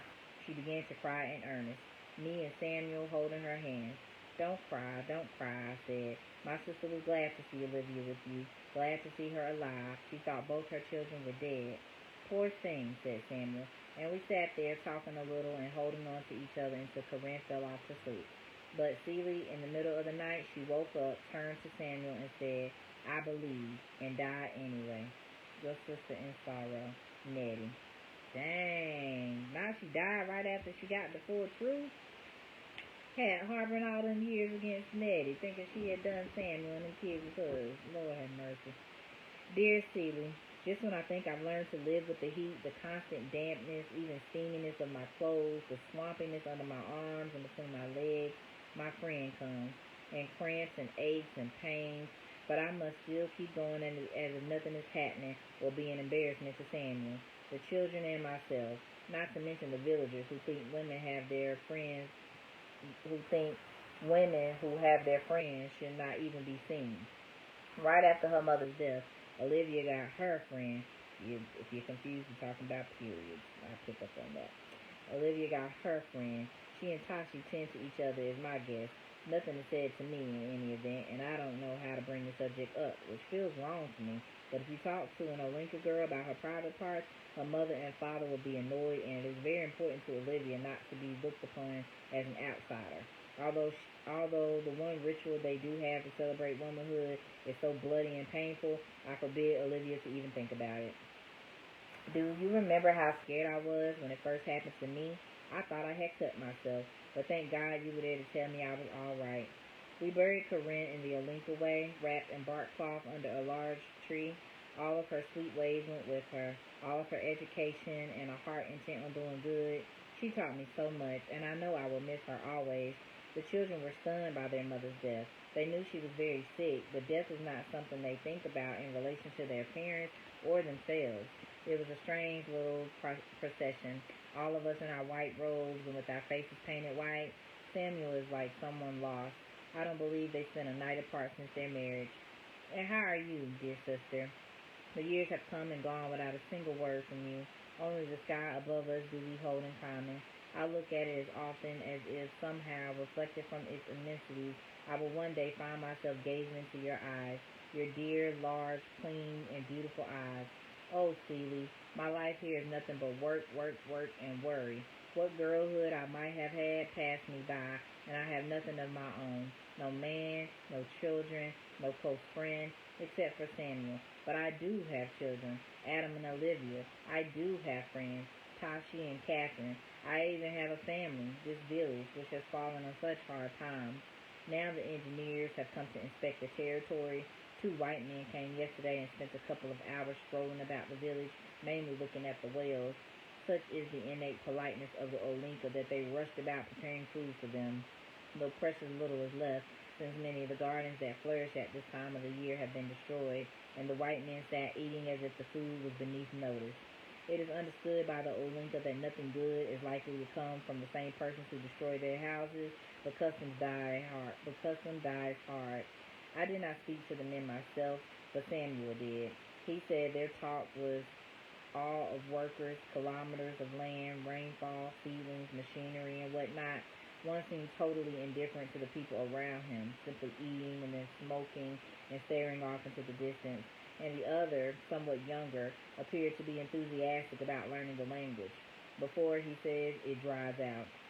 I did not enjoy watching Samuel speaking to either of them, the one who hung on every word, or the one who looked through Samuel's head. Samuel gave me all of Corinne's clothes, and I need them, though none of our clothing is suitable in this climate. This is true even of the clothing the Africans wear. They used to wear very little, but the ladies of England introduced the Mother Hubbard, a long, cumbersome, ill-fitting dress, completely shapeless, that inevitably gets dragged in the fire, causing burns aplenty. I have never been able to bring myself to wear one of these dresses, which all seem to have been made with giants in mind, so I was glad to have Corinne's things. At the same time, I dreaded putting them on. I remember her saying we should stop wearing each other's clothes, and the memory pained me. Are you sure Sister Corinne would want this? I asked Samuel. Yes, Sister Nettie, he said. Try not to hold her fears against her. At the end, she understood, and she believed, and forgave, whatever there was to forgive. I should have said something sooner, I said. He asked me to tell him about you, and the words poured out like water. I was dying to tell someone about us. I told him about my letters to you every Christmas and Easter, and about how much it would have meant to us if he had gone to see you after I left. He was sorry he hesitated to become involved. If only I'd understood then what I know now, he said. But how could he? There's so much we don't understand, and so much unhappiness comes because of that. Love and Merry Christmas to you. Your sister, Nettie. Dear Nettie, I don't write to God no more. I write to you. What happened to God? Asked Shug. Who that? I say. She looked at me serious. Big a devil as you is, I say. You not worried about no God, surely. She say, wait a minute. Hold on just a minute here. Just because I don't harass it like people us know don't mean I ain't got religion. What God do for me? I asked. She say, Seeley, like she's shocked. He gave you life, good health, and a good woman that love you to death. Yeah, I say, and he give me a lynched daddy, a crazy mama, a low-down dog of a step-pa, and a sister I probably won't ever see again. Anyhow, I say, the God I've been praying and writing to is a man, and act just like all the other men I know, trifling, forgetful, and low down. She say, Miss Seeley, you better hush. God might hear you. Let him hear me, I say. If he ever listened to poor colored women, the world would be a different place, I can tell you. She talked, trying to budge me away from blasphemy, and I blaspheme much as I want to. All my life, I never cared what people thought about nothing I did, I say. But deep in my heart, I care about God, what he going to think. And come to find out, he don't think. He just sit up there glorifying and being deaf, I reckon. But it ain't easy trying to do without God. Even if you know he ain't there, trying to do without him is a strain. I, as a sinner, say Shug, 'cause I was born. I don't deny it. But once you find out what's out there waiting on us, what else can you be? Sinners have more good times, I say. You know why? She asked. 'Cause you ain't all the time worrying about God, I say. No, that ain't it, she say. Us worry about God a lot. But once us feel loved by God, us do the best we can to please him with what us like. You telling me God love you and you ain't never done nothing for him? I mean, I go to church, sing in the choir, feed the preacher and all like that. But if God loves me, Celie, I don't have to do all that unless I want to. There's a lot of other things I can do and I expect God likes. Like what, I asked. Oh, she say, I can lay back and just admire stuff, be happy, have a good time. Well, that sound like blasphemy sure enough. She say, Celie, tell the truth. Have you ever found God in church? I never did. I just found a bunch of folks hoping for him to show. Any God I ever felt in church, I brought in with me. And I think all the other folks did too. They come to church to share God, not to find God. Some folks didn't have time to share, I said. They the ones didn't speak to me while I was there struggling with my big belly and missed the children. Right, she say. Then she say, tell me what your God looks like, Stephen. Oh, no, I say, I'm too ashamed. Nobody ever asked me this before, so I'm sort of took by surprise. Besides, when I think about it, it don't seem right, but it's all I got. I decided to stick up to him just to see what she would say. Okay, I say. He big and old and tall and gray-bearded and white. He wear white robes and go barefooted. Blue eyes, she asked. Sort of bluish gray. Cool. Big, though. White lashes, I say. She laughed. Why you laugh, I asked. I don't think it's so funny. What you expect him to look like, mister? That would be no improvement, she say. Then she tell me this old white man is the same God she used to see when she prayed. If you wait to find God in church, see, she say, that's who's bound to show up, because that's where he lives. How come, I asked? Because that's the one that's in the white folks' white Bible. Should, I say. God wrote the Bible. White folks had nothing to do with it. How come he looks just like them then, she say, only bigger, and a heap more hair? How come the Bible just everything else they make, all about them doing one thing and another, and all the color folks doing is getting cursed? I never thought about that. Nettie say somewhere in the Bible it say Jesus' hair was like lamb's wool, I say. Well, say Suge, if he came to any of these churches we talking about, he'd have to have it pumped before anybody paid him any attention. The last thing niggas want to think about their God is that his hair kinky. That's the truth, I say. Ain't no way to read a Bible and not think God white, she say. Then she sighed. When I found out I thought God was white and a man, I lost interest. You mad because you don't seem to listen to your prayers. Do the mayor listen to anything color say? Ask Sophia, she say. But I don't have to ask Sophia.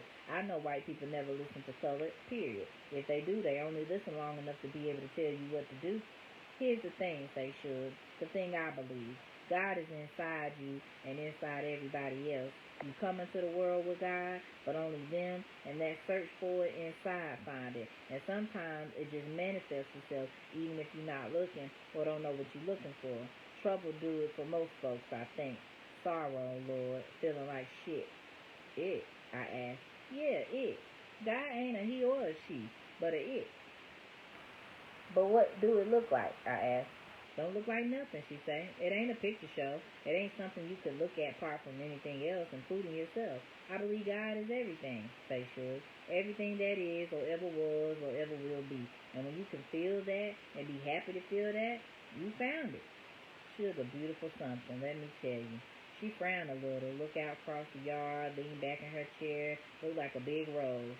She say, my first step from the old white man was trees, then air, then birds, then other people. But one day, when I was sitting quiet and feeling like a motherless child, which I was, it come to me. That feeling of being part of everything, not separate at all. I knew that if I cut a tree, my arm would bleed. And I laughed and I cried and I run all around the house. I just knew what it was. In fact, when it happened, you can't miss it. It's sort of like, you know what, she say, grinning and rubbing her up on my thigh. Suge, I say. Oh, she say, God love all them feelings. That's some of the best stuff God did. And when you know God loves them, you enjoy them a lot more. You can just relax, go with everything that's going, and praise God by liking what you like. God don't think it dirty, I ask? No, she say, God made it. Listen, God love everything you love, and a mess of stuff you don't. But more than anything else, God love admiration. You saying God vain, I ask? No, she say, not vain, just wanting to share a good thing. I think it pisses God off if you walk by the color purple in the field somewhere and don't notice it. Ooh. Is that where the book name came from? Okay, that was deep, Alice Walker. She said, no, not vain, just want to share a good thing. I think it pisses God off if you walk by the color purple in the field and don't notice it. That's a bar. What'd it do when it pissed off, I asked. Oh, it makes something else. People think pleasing God is all God care about, but any fool living in the world can see it always trying to please us back. Yeah, I say. Thank you for the birthday, love. Thank you, thank you, thank you. I'm 33, y'all. I'm getting up there. I'm about to go see this movie later, so that's why I'm trying to finish it up. Go treat myself. Um, what it do when you piss it off? I asked. Oh, it made something else. People think pleasing God is all God care about, but any fool living in the world could see it always trying to please us back. Yeah, I say. Yeah, she say. It always making little surprises and springing them on us when we least expect it. You mean it want to be loved just like the Bible say? Yes, Celie, she say. Everything want to be loved. Us sing and dance, make faces and give flower bouquets, trying to be loved. You ever notice that trees do everything to get attention we do, except walk? The trees do be waving at me, y'all. I'm a nature girl. The trees do be like doing their thing. Thank y'all for the birthday love, Angel and Deborah. Appreciate it. You ever notice that trees do everything to get our attention we do, except walk? Well, us talk and talk about God, but I'm still adrift, trying to chase that old white man out my head. I've been so busy thinking about him, I never truly noticed nothing God made.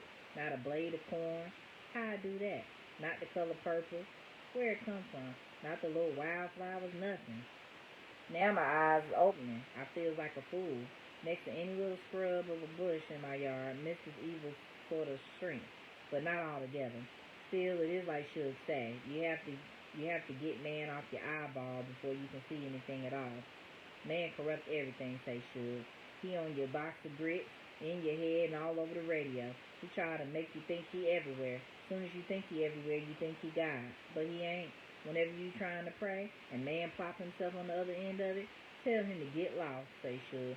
Conjure up flowers, wind, water, a big rock. But this hard work, let me tell you. He been there so long, he don't want to budge. He threatened lightning, floods, and earthquakes. Us fight. I hardly pray at all. Every time I conjure up a rock, I throw it. Amen. That is a revelation. That was, okay, that's the best part of the book. Dear Nettie, she don't write to God no more. She don't write to God no more. She's writing back to her sisters, but ain't never these letters off nowhere. Happy birthday, Queen. I gotta go see the movie too. Yes, I heard it was really good, and it's a musical, so that's gonna be interesting. Alright. Dear Nettie, when I told Suge I was writing to you instead of to God, she laughed. Nettie don't know these people, she say, considering who I've been writing to. This strike me funny. It was Sophia you saw working as the mayor's maid. The woman you saw carrying the white woman's packages that day in town. Sophia, Mr. Son Harper wife. Police has locked her up for sassing the mayor's wife and hitting the mayor back. First, she was in prison working in the laundry and dying fast. Then it got her moved to the mayor's house. She had to sleep in a little room up under the house, but it was better than prison. Flies, maybe, but no rats. Anyhow, they kept her 11 and a half years, give her 6 months off for good behavior so she could come home early to her family. Her bigger children married and gone, and her littlest children mad at her, don't know who she is. Think she act funny, look old, and dote on that little white gal she raised. Yesterday, us all had dinner at Odessa's house. Odessa, Sophia's sister, she raised the kids. Her and her husband Jack. Harpo's woman Squeak and Harpo himself. Sophia sit down at the big table like there's no room for her. Children reach across her like she not there. Harpo and Squeak act like an old married couple. Children call Odessa Mama, call Squeak Little Mama, call Sophia Miss. The only one seem to pay her any attention at all is Harpo and Squeak's little girl, Susie Q. She sit across from Sophia and squinch up her eyes at her. As soon as dinner over, she push back her hair and light a cigarette. Now is come the time to tell y'all, she say. Tell us what? Harpo asked. Us leaving, she say. Yeah, say Harpo, looking around for the coffee and then looking over at Grady. Us leaving, Suge say again. Mr. looked struck, like he always looked when Suge say she going anywhere. He reached down and grabbed his stomach, looked offside her head like nothing been said. Grady say, such good people, that's the truth, the salt of the earth, but time to move on. Squeak not saying nothing. She got her chin glued to her plate. I'm not saying nothing either. I'm waiting for the feathers to fly. Celie is coming with us, say Suge. Mister's head swiveled back straight. Say what? He asked. Celie is coming to Memphis with me. Over my dead body, Mister say. You satisfied that what you want, Suge say, cool as a clapper. Mr. start up from his seat, look at Suge, park back down again. He look over at me. I thought you was finally happy, he say. What's wrong now? You a low-down dog was what's wrong, I say. It's time to leave you and enter into the creation, and your dead body just the welcome mat I need. Say what, he asked? Shocked. All around the table, folks' mouths been dropping open. You took my sister Nettie away from me, I said, and she was the only person loved me in the world. Mr. started to sputter. But, sound like some kind of motor.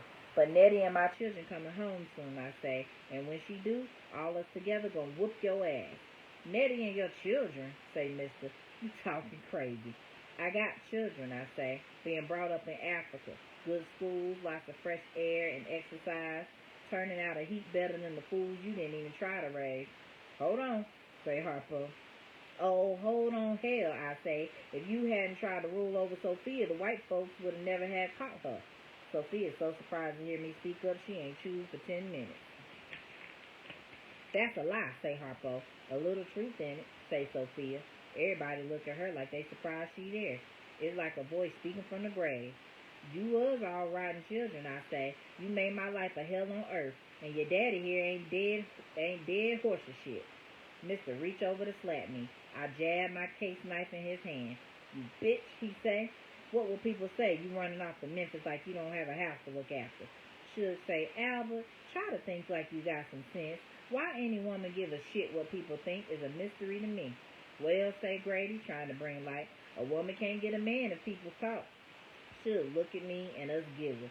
Then us laugh sure enough. Then Squeak start to laugh. Then Sophia. All us laugh and laugh. Should say, ain't they something? Us say, and slap the table, wipe the water from our eyes.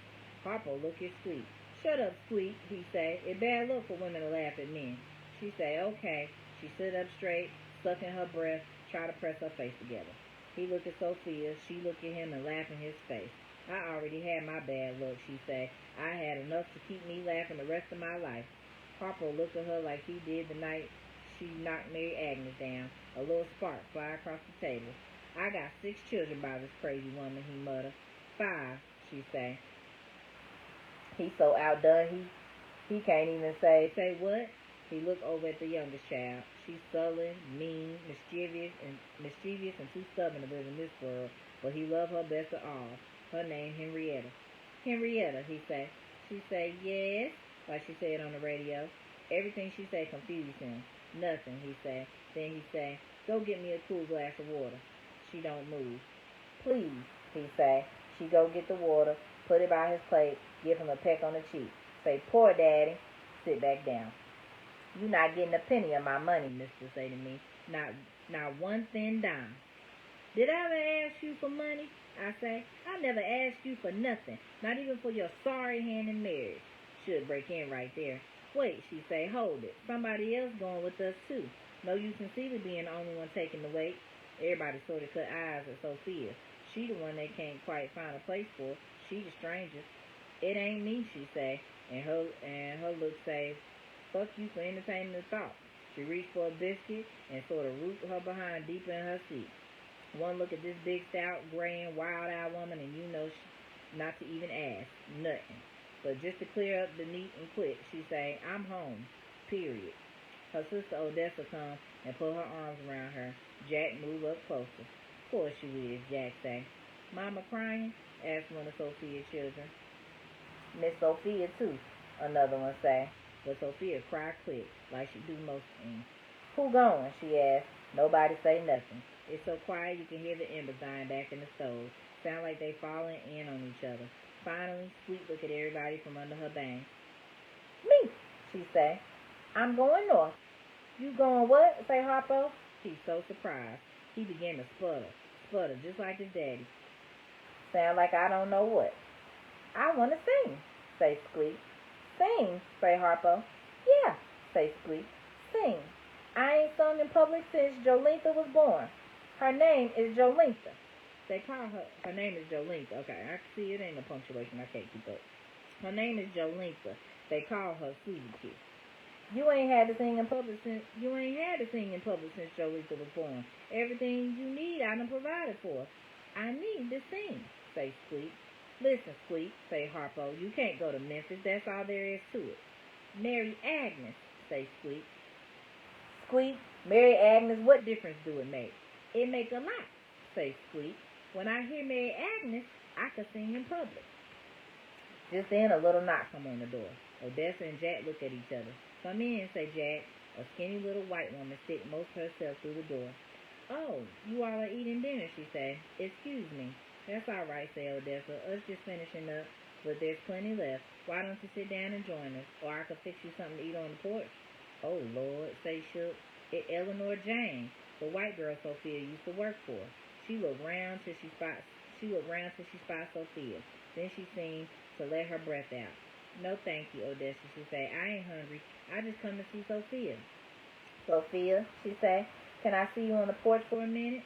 All right, Miss Eleanor, she say. Sophia pushed back the table, and they go out to the front porch. A few minutes later, us hear Miss Eleanor sniffling. Then she really boo-hoo. What the matter with her? Mr. asked. Henrietta say, problems, like somebody on the radio. Odessa shrugged. She always underfoot, she say. A lot of drinking in that family, say Jack. Plus, they can't keep the boy they can't keep the boy of theirs in college. He get drunk, aggravate his sister, chase women, hunt niggas, and that ain't all. That enough, say Shug. Poor Sophia. Pretty soon, Sophia come back in and sit down. What the matter? Asked Odessa. A lot of mess back at the house, say Sophia. You gotta go back up there? Odessa asked. Yeah, say Sophia. In a few minutes, but I'll try to be back before the children go to bed. Henrietta asked to be excused, say she got a stomach ache. Squeak and Harpo's little girl come over, look up at Sophia, say, you gotta go, Miss Sophia? Sophia say, yeah. Pull her up on her lap. Sophia on parole, she say, gotta act nice. Susie Q lay her head on Sophia's chest. Poor Sophia, she say, just like she heard should. Poor Sophia. Mary Agnes, darling, say Harpo, look how Susie Q take to Sophia. Yeah, say Squeak. Children know good when they see it. She and Sophia smile at one another. Go on, sing, say Sophia. I'll look after this little one till you come back. You will? Say Squeak. Yeah, say Sophia. And look after Harpo, too, say Squeak. Please, ma'am. Amen. This is an interesting family dynamic. Thank you, Nicole. Appreciate the love, sis. Dear Nettie, well, you know wherever there's a man, there's trouble. And it seemed like going to Memphis, Grady was all over the car. No matter which way us change up, he wanted to sit next to Squeak. While me and Shug sleeping and he driving, he tells Squeak all about life in North Memphis, Tennessee. I can't have sleep from him raving about clubs and clothes and 49 brands of beer, talking so much about stuff to drink, make me have to pee. Then us have to find a road going off into the bushes to relieve ourselves. Mister try to act like he don't care I'm going. You'll be back, he say. Nothing up north for nobody like you. She got talent, he say. She can sing. She got spunk, he say. She can talk to anybody. She got looks, he say. She can stand up and be noticed. But what you got? You're ugly, you're skinny, you're shaped funny, you're too scared to open your mouth to people. All you fit to do in Memphis is be Shug's maid. Take out her slop jar, maybe cook her food. You not that good a cook either. And this house ain't been clean good since my first wife died. And nobody crazy or backward enough to want to marry you neither. What you gonna do? Hire yourself out on the farm? He laughed. Maybe somebody let you work on their railroad. Any more letters come? I asked. He say, what? You heard me, I say. Any more letters from Nettie come? If they did, he say, I wouldn't give them to you. You two of a kind, he say. A man try to be nice to you, you fly in his face. I curse you, I say. What that mean, he say. I say, until you do right by me, everything you touch will crumble. He laughed. Who do you think he is? Who do you think you is? He say. You can't curse nobody. Look at you. You're black, you're poor, you're ugly, you're a woman. Goddamn, he say, you nothing at all. Until you do right by me, I say, everything you even dream about will fail. I give it to him straight, just like it comes to me. And it seems to come to me from the trees. Who ever heard of such a thing, say mister? I probably didn't whoop your ass enough. Every lick you hit me, you will suffer twice, I say. Then I say, you better stop talking, because all I'm telling you ain't coming just from me. Look like when I open my mouth, the air rush in and shape words. Shit, he say, I should have locked you up, just let you out to work. The jail you planned for me is the one in which you will rot, I say. She'll come over to where us talking. She take one look at my face and say, Seeley, then turn to Mister. Stop, Albert, she say. Don't say no more. You just want to make it harder on yourself. I'll fix her wagon, say Mister, and sprung toward me. A dust devil flew up on the porch between us, filled my mouth with dirt. The dirt say, anything you do to me, already done to you. Then I feel Suge shake me.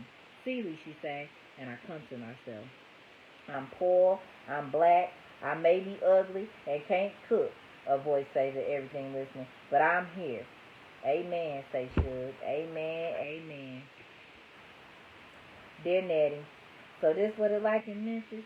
Suge's house is big and pink and sort of like a barn, except where you put hay. She got bedrooms and toilets and a big ballroom where she and her band sometime work.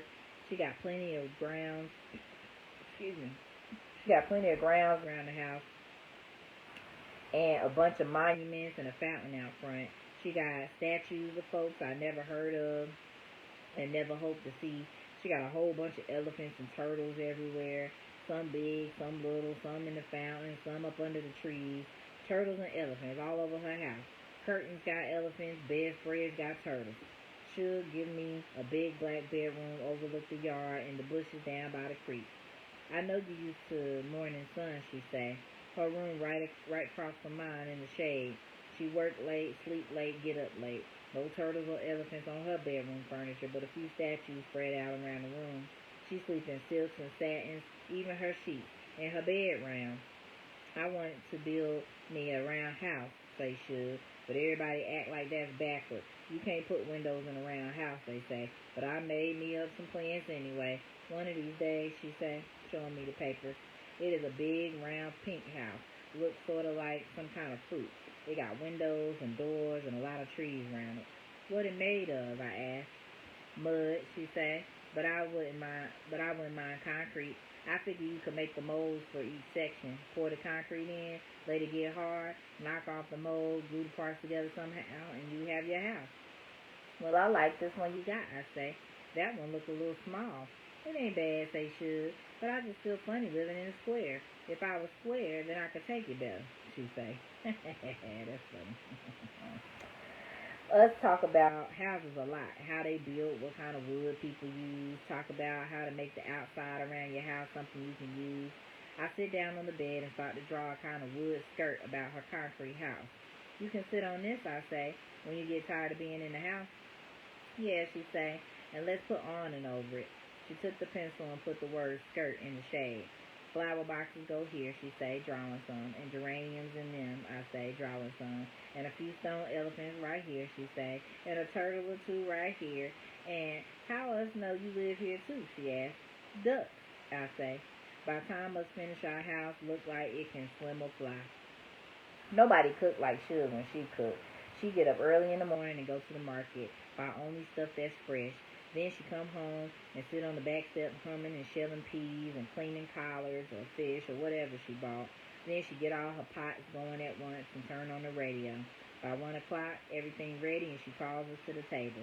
Ham and greens and chicken and cornbread, chitlins and black-eyed peas and soup, pickled okra and watermelon rind, caramel cake and blackberry pie.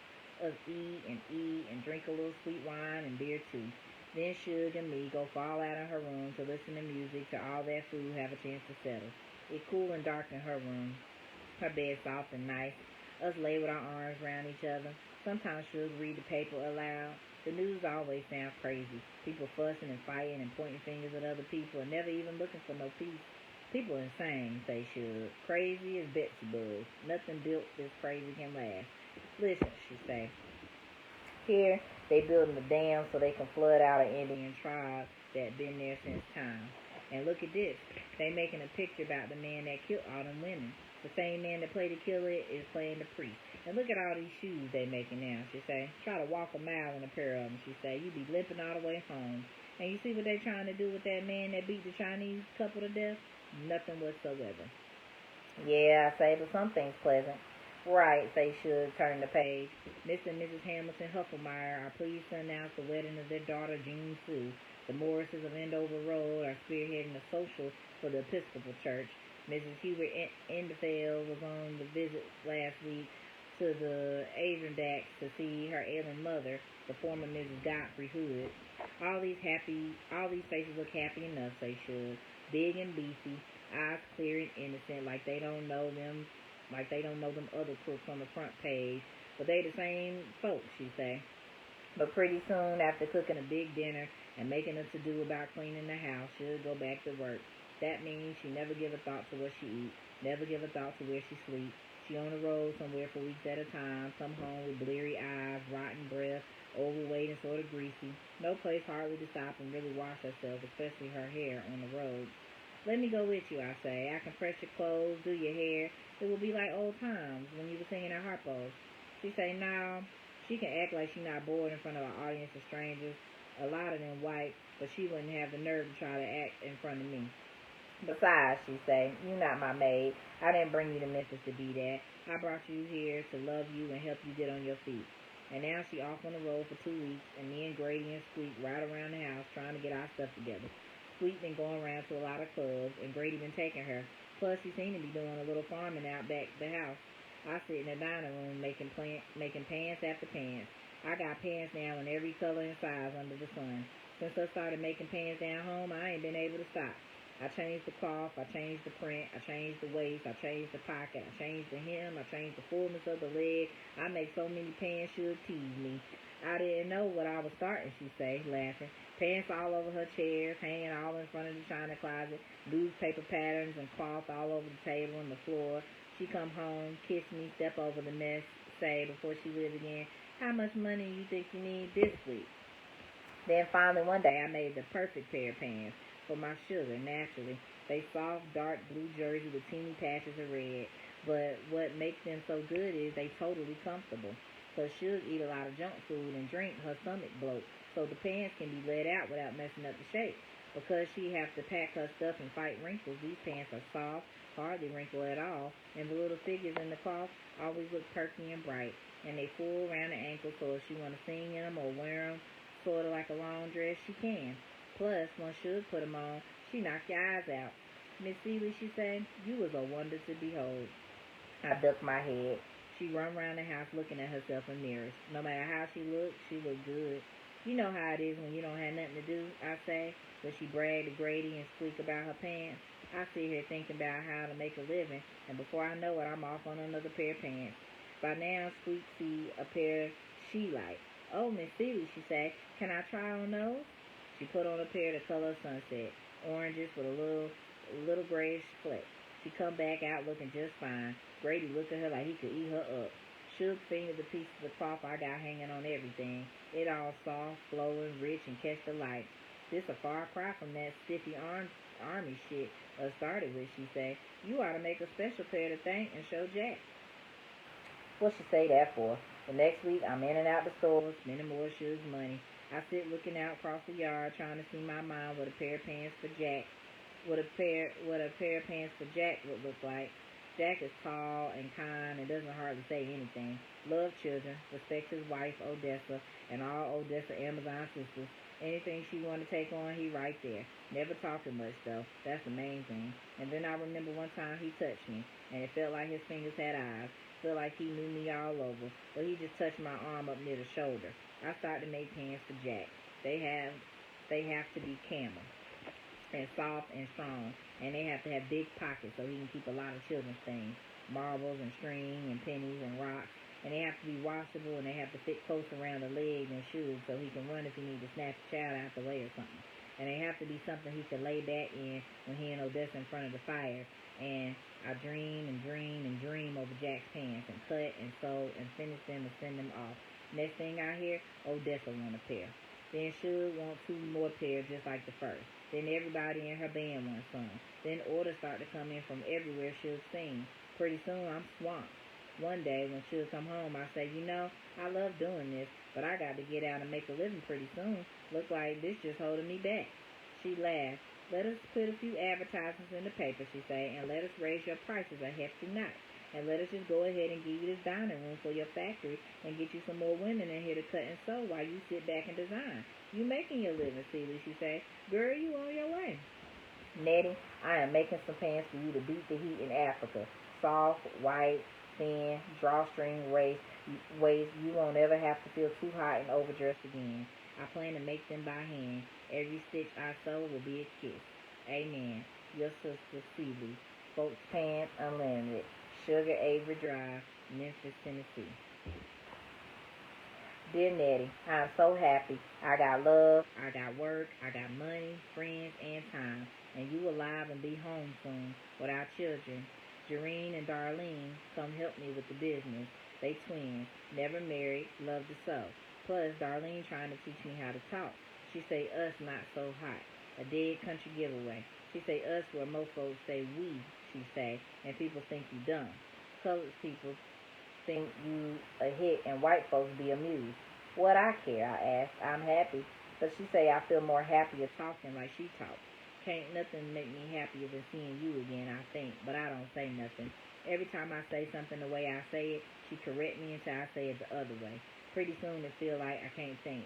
My mind run up on a thought, get confused, run back, and sort of lay down. You sure this worth it, I asked. She said, yeah. Bring me a bunch of books. White folks all over them talking about apples and dogs. What I care about dogs, I think. Darlene keep trying. Think how much better Suge feel with you educated, she says. She won't be ashamed to take you anywhere. Suge not shame no how, I say, but she don't believe this the truth. Sugar, she say one day when Suge's home, don't you think it'd be nice to see we could talk proper? Suge say, she can talk in sign language for all I care. She make herself a nice cup of herb tea and start talking about hot oil in her hair. But I let Darlene worry on. Sometimes I think about the apples and the dogs. Sometimes I don't. Look like to me only a fool would want you to talk in a way that feels peculiar to your mind. But she's sweet, and she's so good, and us need something to haggle over while us work.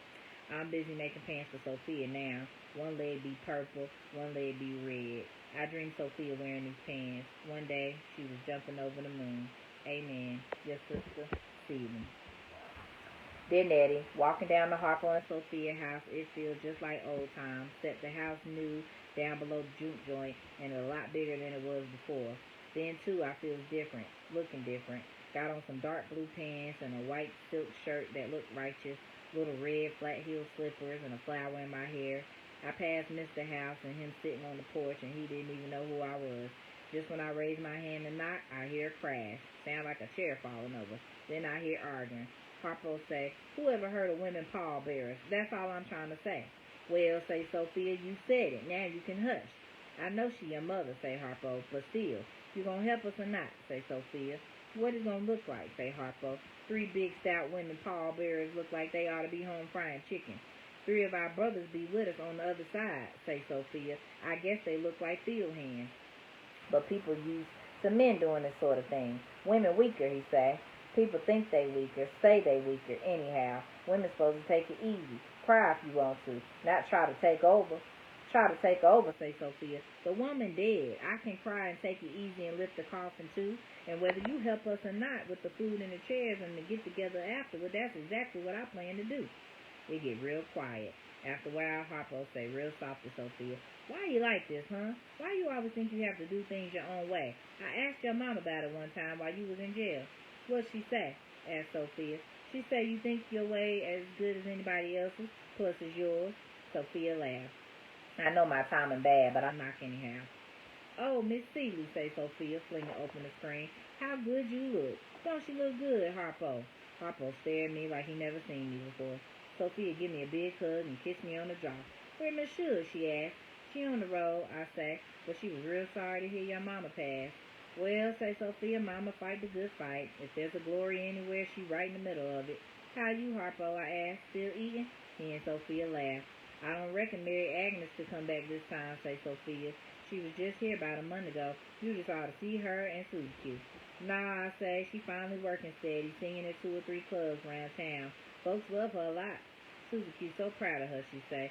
Love her singing, love her perfume, love her dresses, love to wear her hats and shoes. How's she doing in school, I asked. Oh, she fine, say Sophia, smart as a whip. Once she got over being mad her mama left her and she found out I was Henrietta's real mama, she was all right. She dote on Henrietta. How Henrietta? Evil, say Sophia. Little face always looked like stormy weather. but maybe she'll grow out of it. It took her daddy 40 years to learn to be pleasant. He used to be as nasty as his own ma. Y'all see much of him? I asked. About as much as us see Mary Agnes, say Sophia. Mary Agnes not the same, say Harpo. What you mean? I asked. I don't know, he say. Her mind wandered. She talked like she drunk, and every time she turned around, looked like she wanted to see Grady. They both smoke a lot of reefer, I say. Reefer, say Harpo. What kind of thing is that? Something make you feel good, I say. Something make you see vision. Something make your love come down. But if you smoke it too much, it make you feeble-minded, confused. I always need to clutch hold of somebody. Grady grow it in the backyard, I say. I never heard of such a thing, say Sophia. It grow in the ground? Like a weed, I say. Grady got half an acre if he got a row. How big it get? Asked Harpo. Big, I say, way up over my head, and bushy. And what part they smoke? The leaf, I say.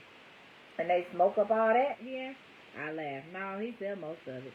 You ever taste it? He asked. Yeah, I say. He make it up in cigarettes, sell them for a dime. It rots your breath, I say. But y'all want to try one? Not if it make us crazy, say Sophia. It's hard enough to get by without being a fool. It's just like whiskey, I say. You gotta stay ahead of it. You know, a little drink now and then won't hurt nobody, but when you can't get started without making a bottle, you're in trouble. You smoking much, Miss Seeley? Papa asked. Do I look like a fool? I asked. I smoke when I want to talk to God. I smoke when I want to make love. Lately, I feel like me and God make love just fine anyhow, whether I smoke reefer or not. Miss Seeley, say Sophia, shocked. Girl, I'm blessed, I say to Sophia. God know what I mean. Us sit around the kitchen table and light up. I show them how to suck in their wind. She's teaching them how to smoke a joint, y'all. I show them how to suck in the wind. Harpo gets strangled. Sophia choked. Pretty soon Sophia say, that's funny. I never heard that humming before. What humming? Harpo asked. Listen, she say. Us get real quiet and listen. Sure enough, us hear. What is coming from? Asked Sophia. She get up and go look out the door. Nothing there. Sound get louder. Harpo go look out the window. Nothing out there, he say. Humming say, I think I know what it is, I say. They say what? I say everything. Yeah, they say. That makes a lot of sense. Well, say Harpo at the funeral, here come the Amazons. Her brother's there too, I whispered back. What you call them? I don't know, he said. Them three always stood by. They crazy sisters. Nothing yet could get them to budge. I wonder what they wives have to put up with. They all marched stoutly in, shaking the church, and placed Sophia's mother in front of the pulpit. Folks crying and fanning and trying to keep a stray eye on their children, but they don't stare at Sophia and her sisters. They act like this the way it always done. I love folks. Amen. Alright, almost finished. When it's 12 o'clock, I'm going to try to make the 4 or the 6 o'clock showing. Alright. Dear Nettie, the first thing I noticed about Miss is how clean he is. His skin shine, his hair brushed back. When he walked by the casket to review Sophia's mother's body, he stopped, whispered something to her, pat her shoulder. On his way back to his seat, he looked over at me. I raised my fan and looked off the other way. Us went back to Harpo's after the funeral. I know you won't believe this, Miss Stevens, say Sophia, but Mister act like he trying to get religion. Big a devil as he is, I say. Trying is about all he can do. He don't go to church or nothing, but he not so quick to judge. He worked real hard, too. What? I say. Mr. Work? He sure do. He out there in the field from sun up to sundown and clean that house just like a woman. Even cook, say Harpo, and what more, wash the dishes when he finished. No, I say, y'all must still be dope. But he don't talk much or be around people, Sophia say. Sound like craziness closing in to me, I say. Just then, Mister walk up. How you, Stevie? He say. Fine, I say. I look in his eyes and I see he feeling scared of me. Well, good, I think. Let him feel what I felt. Should didn't come with you this time, he say. No, I say. She have to work. Sorry about Sophia and Mama, though.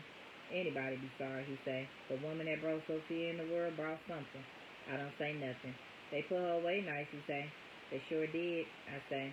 And so many grandchildren, he say. Well, 12 children, all busy multiplying. Just a family enough to fill the church. Yeah, I say, that's the truth. How long you here for, he say. Maybe a week, I say. You know Harpo and Sophia, baby girl, real sick, he say. No, I didn't, I say.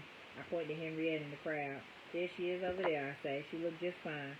Yes, she look fine, he say, but she got some kind of blood disease.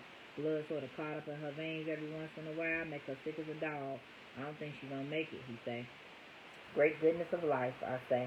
Yeah, he's saying it hard for Sophia. She still has to try to prop up the white gal she raised. Now her mama dead. Her health not that good either. Plus Henrietta, a hard road to hoe, whether she's sick or well. Oh, she a little mess, I say. Then I think back to one of Nettie's letter about the sickness children have where she at in Africa. Seemed like to me she mentioned something about blood clots. I try to remember what she say African people do, but I can't. Talking to Mr. Such a surprise, I can't think of nothing. Not even nothing else to say. Mr. Stan waiting for me to say something, looking off up to his house.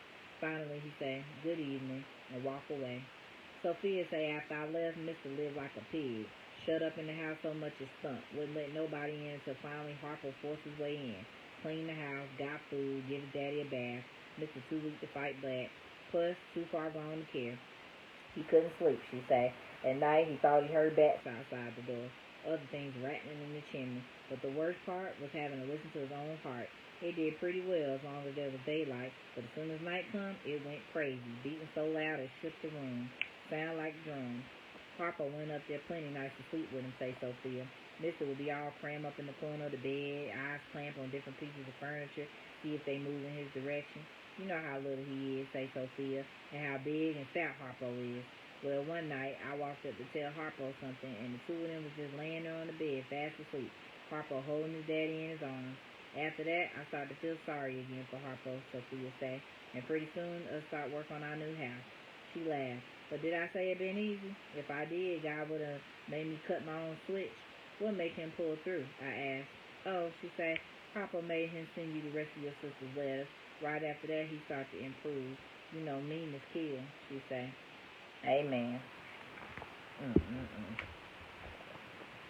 Dearest Celie, by now I expected to be home, looking into your face and saying, Celie, is it really you? I try to picture what the years have brought you in the way of weight and wrinkles, or how you fix your hair from a skinny, hard little something. I've become quite plump, and some of my hair is gray. Excuse me. But Samuel tells me he loves me plump and graying. Does this surprise you? We were married last fall in England, where we tried to get relief for the Olinka from the churches and the missionary society. As long as they could, the Olinka ignored the road and the white builders who came, but eventually they had to notice them because one of the first things the builders did was tell the people they must be moved elsewhere. The builders wanted the village site as headquarters for the rubber plantation. It is the only spot for miles that has a steady supply of fresh water. Protesting and driven, the Olinka, along with their missionaries, were placed on a barren stretch of land that has no water at all for 6 months of the year. During that time, they buy water from the planters. During the rainy season, there's a river, and they are trying to dig holes in the nearby rocks to make cisterns. So far, they collect water in discarded oil drums, which the builders brought, but the most horrible thing to happen had to do with the roof leak, which, as I must have written to you, the people worship as a god in which they use to cover their huts. Well, on this barren strip of ground, the planters erected workers' barracks, one for men and one for women and children. But because the Olinka swore they would never live in a dwelling not covered by their god roof leaf, the builders left the barracks uncovered. Then they proceeded to plow under the Olinka village and everything else for miles around, including every last stalk of roof leaf. After nearly unbearable weeks in the hot sun, we were awakened one morning by the sound of a large truck pulling into the compound. It was loaded with sheets of corrugated tin. See, we had to pay for the tin, which exhausted what meager savings the Olinka had and nearly wiped out the money Samuel and I had managed to put for the education of the children once we returned home, which we have planned to do each year since Corinne died, only to find ourselves more and more involved in the Olinka's problems. Nothing could be uglier than corrugated tin, Stevie. And as they struggled to put up roofs of this cold, hard, glittery, ugly metal, the women raised a deafening ululation of sorrow that echoed off the cavern walls for miles around. It was on this day that the Olinka acknowledged at least temporary defeat. Though the Olinka no longer ask anything of us beyond teaching their children because they can see how powerless we and our God are, Samuel and I decided we must do something about this latest outrage, even as many of the people to whom we felt close ran away to join the Imbelis or forest people who live deep in the jungle, refusing to work for whites or be ruled by them. So off we went with the children to England.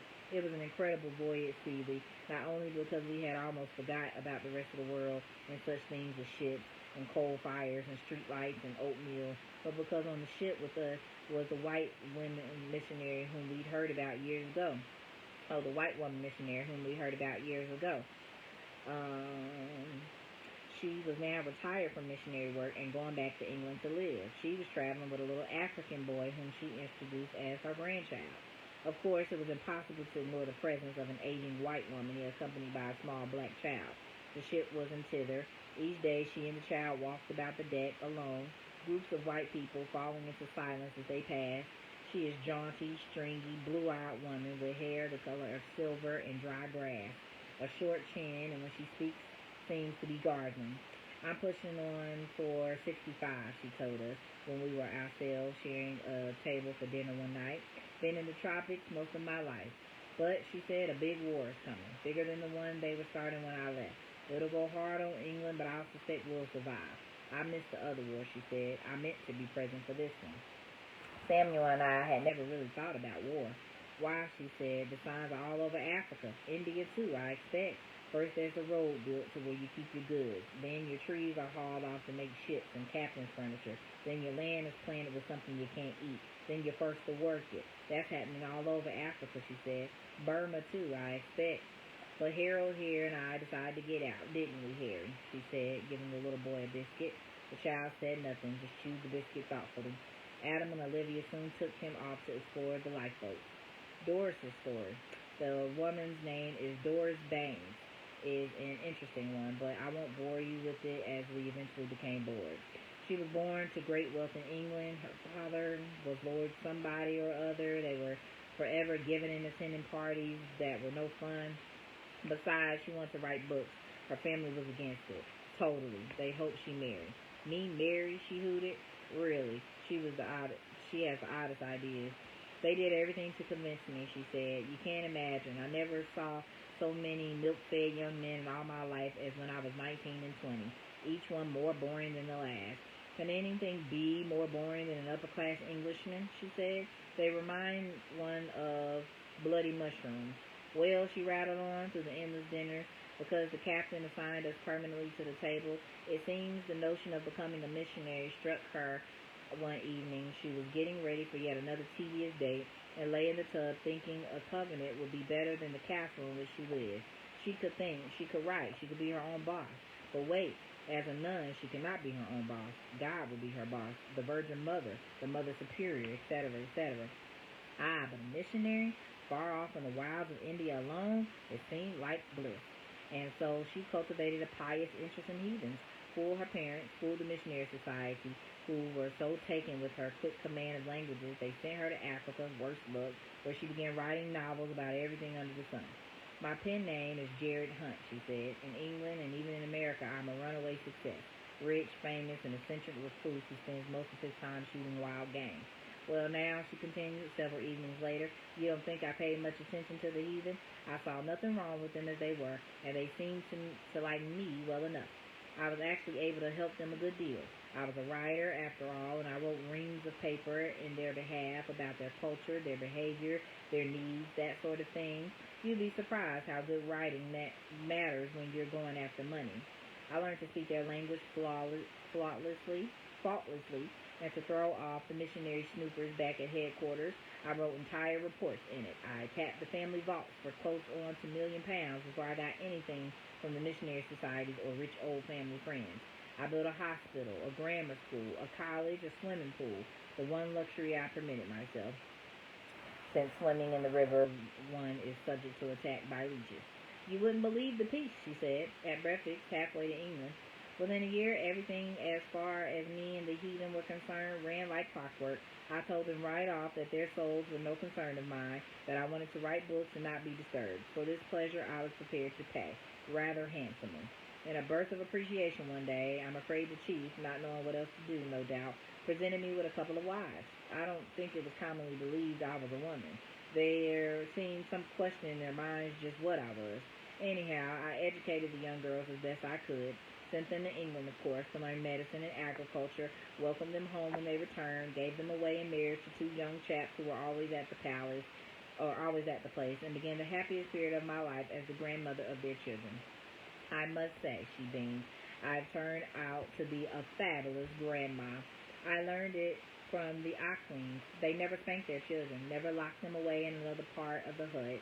They do a bit of bloody cutting around puberty, but Harry's mother and doctor is going to change all that, isn't she, Harold? Anyway, she said, when I get to England, I'll put a stop in their bloody encroachments. I'll tell them what to do with their bloody road and their bloody rubber plantations and their bloody sunburned but still bloody boring English planters and engineers. I am a very wealthy woman, and I own the village of Aku. We listened to most of this in or less respectful silence. The children were very taken with young Harold, though he never said a word in our presence. He seemed fond of his grandmother and used to her, but her verbiosity produced in him a kind of soberly observant speechlessness. He's quite different with us, though, said Adam, who was really a great lover of children and could get through to any child given half an hour. Adam makes jokes, he sings, he clowns and knows games, and he has the funniest smile most of the time, and great wealthy African people. Uh-oh.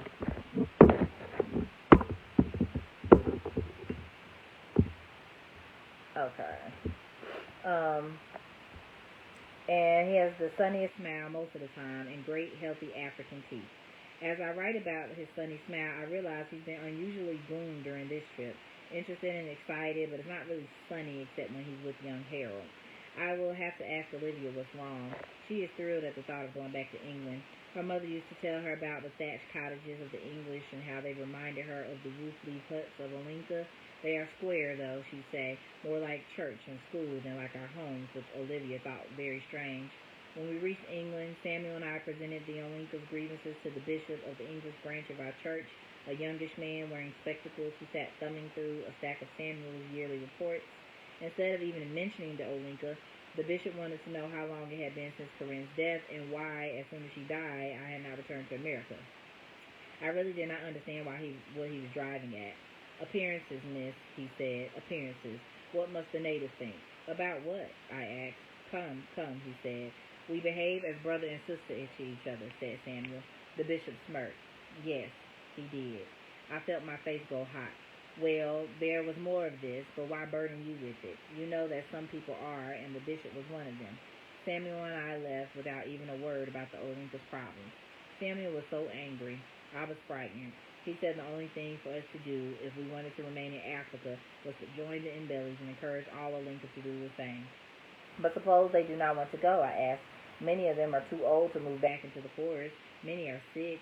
The women have small babies. And then there are the youngsters who want bicycles and British clothes, mirrors and shiny cooking pots. They want to work for the white people in order to have these things. Things, he said in disgust. Bloody things. Well, we have a month here anyway, I said. Let's make the most of it. Because we have spent so much of our money on tin roofs and the voyage over, it had to be a poor man's month in England. But it was a very good time for us. We began to feel ourselves a family without Corinne, and people meeting us on the street never failed, if they spoke to us at all, to express the sentiment that the children looked just like the two of us. The children began to accept this as natural and began going out to view the sights that interested them alone, leaving their father and me to our quieter, more sedate pleasures, one of which was simple conversation. Samuel, of course, was born in the North in New York and grew up and was educated there. He met Corinne through his aunt, who had been a missionary, along with Corinne's aunt in the Belgian Congo. Samuel frequently accompanied his Aunt Althea to Atlanta, where Corinne's Aunt Theodessa lived. These two ladies had been through marvelous things together, said Samuel, laughing. They'd been attacked by lions, stampeded by elephants, flooded out by rains, made war on by natives. The tales they told were simply incredible. They sat on a heavily anti-massacred horsehair sofa, two prim and proper ladies in ruffles and lace, telling these stupendous stories over tea. Corinne and I, as teenagers, used to attempt to stylize these tales into comics. We called them such things as 3 Months in a Hammock, or Sore Hits of the Dark Continent, or A Map of Africa, a guide to native indifference to the holy word. We made fun of them, but we were riveted on their adventures and of the ladies telling them. They were so staid-looking, so proper. You really couldn't imagine them actually building, with their own hands, a school in the bush, or battling reptiles, or unfriendly Africans who thought since they were wearing dresses with things that looked like wings behind, they should be able to fly. Bush, Corinne would snicker to me or me to her, and just the sound of the word would send us off into quiet hysteria, while we calmly sipped our tea. Because of course they didn't realize they were being funny, and to us they were very, and of course the prevailing popular view of Africans at that time contributed to our feeling of amusement. Not only were Africans savages, they were bumbling, inept savages rather than their bumbling, inept brethren at home. But we carefully, not to say studiously, avoided this very apparent connection. Corinne's mother was a dedicated housewife and mother who disliked her more adventurous sister, but she never prevented Corinne from visiting. And when Corinne was old enough, she sent her to Spelman Seminary where Aunt Theodessa had gone. This was a very interesting place. It was started by two white missionaries from New England who used to wear identical dresses. Started in a church basement, it soon moved up to army barracks. Eventually, these two ladies were able to get large sums of money from some of the richest men in America, and so the place grew. Buildings, trees. Girls were taught everything: reading, writing, arithmetic, sewing, cleaning, cooking. But more than anything else, they were taught to serve God and the colored community. Their official motto was, "Our whole school for Christ." But I always thought their unofficial motto should have been, "Our community covers the world," because no sooner had a young woman got through Spelman Seminary than she began to put her hand to whatever work she could do for her people around the world. It was truly astonishing. These very polite and proper young women, some of them never having set foot outside their own small country towns except to come to the seminary, thought nothing of packing up for India, Africa, the Orient, or for Philadelphia or New York. 60 years or so before the founding of the school, the Cherokee Indians who lived in Georgia were forced to leave their homes and walk through the snow to resettlement camps in Oklahoma. A third of them died on the way, but many of them refused to leave Georgia. They hid out as colored people and eventually blended with us. Many of these mixed-race people were at Spelman. Some remembered who they actually were, but most did not. If they thought about it at all, and it became harder thought that they were yellow or reddish-brown and wavy-haired because of white ancestors, not Indian. Even Corinne thought this, he said, and yet I always felt her Indianness. She was so quiet, so reflective, and she could erase herself, her spirit, with a swiftness that truly startled when she knew the people around her could not respect it. It did not seem hard for Samuel to talk about Corinne while we were in England. It wasn't hard for me to listen. It all seemed so improbable, he said. Here I am, an aging man whose dreams of helping people have been just that, dreams. How Corinne and I as children would have laughed at ourselves. 20 years a fool of the West, or mouth and roof leaf disease, a treatise on futilities in the tropics, etc., etc. We failed so utterly, he said. We became as comical as Althea and Theodessa. I think her awareness of this fueled Corinne's sickness. She was far more intuitive than I. Her gift for understanding people much greater. She used to say the Olinka resented us, but I wouldn't see it. But they do, you know. Thank you, Sean. Appreciate it. No, I said, it isn't resentment exactly. It really is indifference. Sometimes I feel our position is that of flies on an elephant's hide. I remember once, before Corinne and I were married, Samuel continued, Aunt Theodessa had one of her at-homes. She had them every Thursday. She'd invite a lot of serious young people, as she called them, and one of them was a young Harvard scholar named Edward. Du Bois was his last name, I think. Anyhow, Aunt Theodessa was going on about her African adventures leading up to the time King Leopold of Belgium presented her with the medal. Well, Edward, or perhaps his name was Bill, was a very impatient sort. You saw it in his eyes. You could see it in the way he moved his body. He was never still. As Aunt Theodessa got closer to the part about her surprise and joy over receiving the medal, which validated her service as an exemplary missionary in the King's colony, Du Bois's foot began to pat the floor rapidly and uncontrollably. Corinne and I looked at each other in alarm. Clearly this man had heard this tale before and was not prepared to endure it a second time. Madam, he said, when Aunt Theodessa finished her story and flashed her famous medal around the room, do you realize King Leopold cut the hands off workers who, in the opinion of his plantation overseers, did not fulfill their rubber quota? Rather than cherish that medal, madam, you should regard it as a symbol of your unwitting complicity with this despot who worked to death and brutalized and eventually exterminated thousands and thousands of African people. Well, said Samuel, silence struck the gathering like a blight. Poor Aunt Theodessa. There's something in all of us that wants a medal for what we have done, that wants to be appreciated, and Africans certainly don't deal in medals. They hardly seem to care whether missionaries exist. Don't be bitter, I said. How can I not? He said. The Africans never asked us to come, you know. There's no us blaming them if we feel unwelcome. It's worse than unwelcome, said Samuel. The Africans don't even see us. They don't even recognize us as their brothers and sisters. They sold. Oh, Samuel, I said, don't. But you know, he started to cry. Oh, Nettie, he said, that's the heart of it, don't you see? We love them. We try every way we can to show that love. But they reject us. They never even listen to how we suffer. And if they listen, they say stupid things. Why don't you speak our language, they ask. Why can't you remember the old ways? Why aren't you happy in America if everyone there drives motor cars? Seeley, it seemed as good a time as any to put my arms around him, which I did, and words long buried in my heart crept to my lips. I stroked his dear head and face, and I called him darling and dear. And I'm afraid, dear, dear Seeley, that concern and passion soon ran away with us. I hope when you receive this news of your sister's forward behavior, you will not be shocked or inclined to judge me harshly, especially when I tell you what a total joy it was. I was transported by ecstasy in Samuel's arms.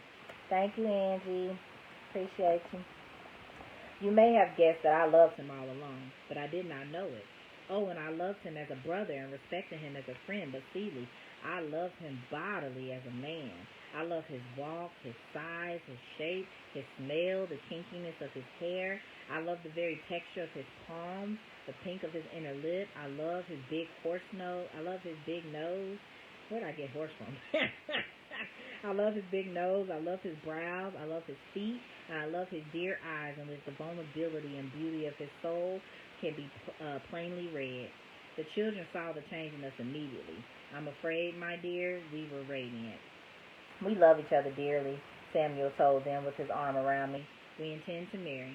But before we do, I said, I must tell you something about my life and about Corinne and about something else. And it was then that I told them about you, Seeley, and about their mother Corinne's love of them, and about being their aunt.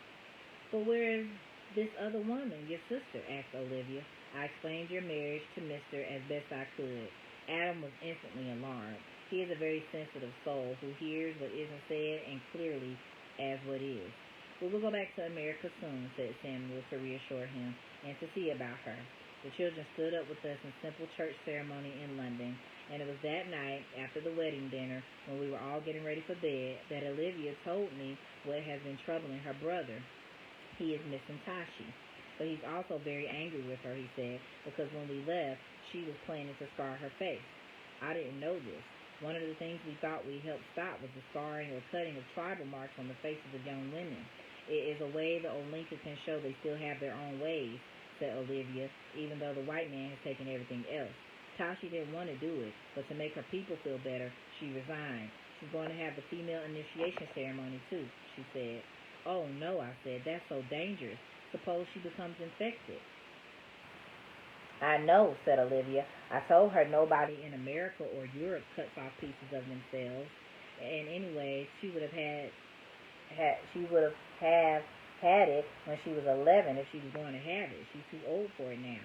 Well, some men are circumcised, I said, but that's just the removal of a bit of skin. Tashi was happy that the initiation ceremony isn't done in Europe or America, said Olivia.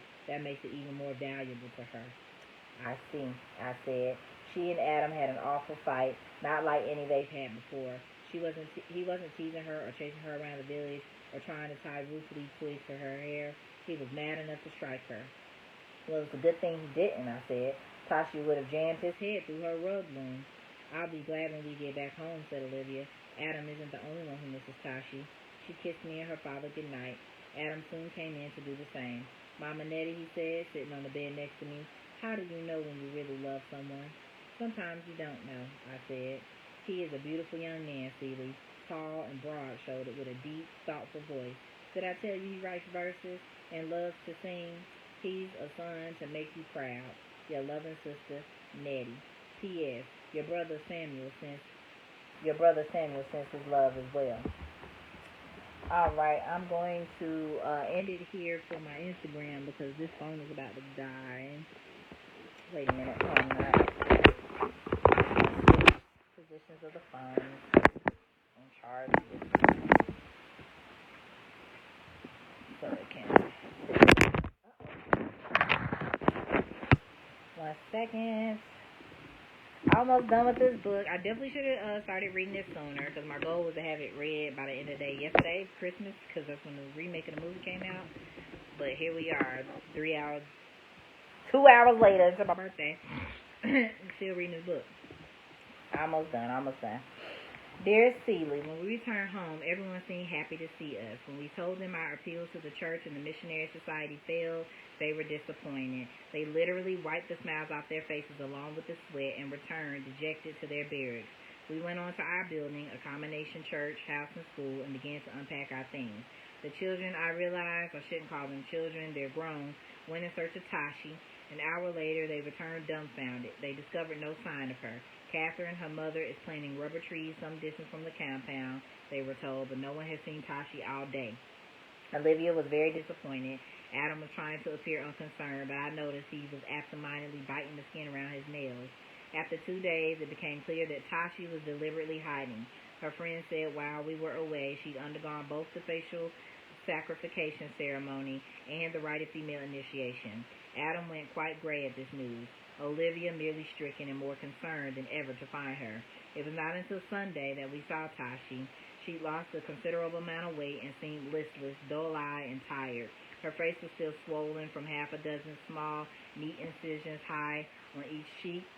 When she put out her hand to Adam, he refused to take it. He just looked at her scars, turned on his heel, and left. She and Olivia hugged, but it was a quiet, heavy embrace. Nothing like the boisterous, giggling behavior I expect from them. Tashi is, unfortunately, unshaved of these scars on her face and now hardly ever raises her head. They must be painful, too, because they look irritated and red. But this is what the villagers are doing to the young women and even the men, carving their identification as a people into their children's faces. But the children think of sacrification as backward, something from their grandparents' generation, and often resist. So the carving is done by force under the most appalling conditions. We provide antiseptics and cotton and a place for the children to cry and nurse their wounds. Each day, Adam presses for us to leave for home. He can no longer bear living as we do. There aren't even any trees near us, just giant boulders and smaller rocks, and more of his companions are running away. The real reason, of course, is he can no longer bear his conflicting feelings about Tashi, who is beginning, I think, to appreciate the magnitude of her mistake. Samuel and I are truly happy, Celia, and so grateful to God that we are. We still keep a school for the littlest children. Those 8 and over are already workers in the fields. In order to pay rent for the barracks, taxes on the land, and to buy water and wood and food, everyone must work. So we teach the young ones, babysit the babies, look after the old and sick, and attend birthing mothers. Our days are fuller than ever. Our sojourn in England already a dream, but all things look brighter because I have a loving soul to share them with. Your sister, Nettie. Now that's Celie writing. Dearest Nettie, the man us know as Pa is dead. How come you still call him Pa? Should asked me the other day, but too late to call him Alfonso. I never even remember Ma calling him by his name. She always said your Pa. I reckon to make us believe it better. Anyhow, his little wife, Daisy, called me up on the telephone in the middle of the night. Miss Celie, she say, I got bad news. Alfonso dead. Who? I asked. Alfonso, she say, your stepdaddy. How he die? I asked. I think of killing, being hit by a truck, struck by lightning, lingering disease. But she say, no, he died in his sleep. Well, not quite in his sleep, she say. Us was spending a little time in bed together, you know, before his drop off. Well, I say you have my sympathy. Yes, ma'am, she say. When I thought I had this house, too, but looked like it belonged to your sister Nettie and you. Say what? I asked. Your stepdaddy been dead over a week, she say. When us went to town to hear the will read yesterday, you could have knocked me over with a feather. Your real daddy owned the land and the house and the store. He left it to your mama. When your mama died, it passed on to you and your sister Nettie. I don't know why Alfonso never told you that. Well, I say, anything coming from him, I don't want it. I hear Daisy sucking her breath. How about your sister Nettie, she say? You think she feel the same way? I wake up a little bit then. By the time Suge roll over and ask me who it is, I'm beginning to see the light. Don't be a fool, Suge say, nudging me with her foot. You got your own house now. Your daddy and mama left it for you. That dog of a stepdaddy just a bad odor passing through. But I never had no house, I say. Just to think about having my own house enough to scare me. Plus, this house I'm getting is bigger than Suge's. Got more land around it, and it come with a store. My God, I say to Suge, me and Nettie own a dry goods store. What us gonna sell? How about pants, she say. So us hung up the phone and rushed down home again to look at the property. About a mile before us got to town, us come up on the entrance to the colored cemetery. Suge was sound asleep, but something told me I ought to drive in. Pretty soon I see something look like a short skyscraper, and I stop the car and go up to it. Sure enough, it got Alfonso's name on it. Got a lot of other stuff on it too. Member of this and that, leading businessman and farmer, upright husband and father, kind to the poor and helpless. He been dead 2 weeks, but fresh flowers still blooming on his grave. She'll get out the car and come stand by me.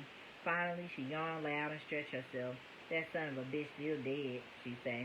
They just try to act like she glad to see us, but she not. She got 2 children and look pregnant with 1 more. But she got nice clothes, a car, and Alfonso left her all his money. Plus, I think she managed to set her folks up while she lived with him. She say, Celie, the old house you remember was torn down so Alfonso could build this one.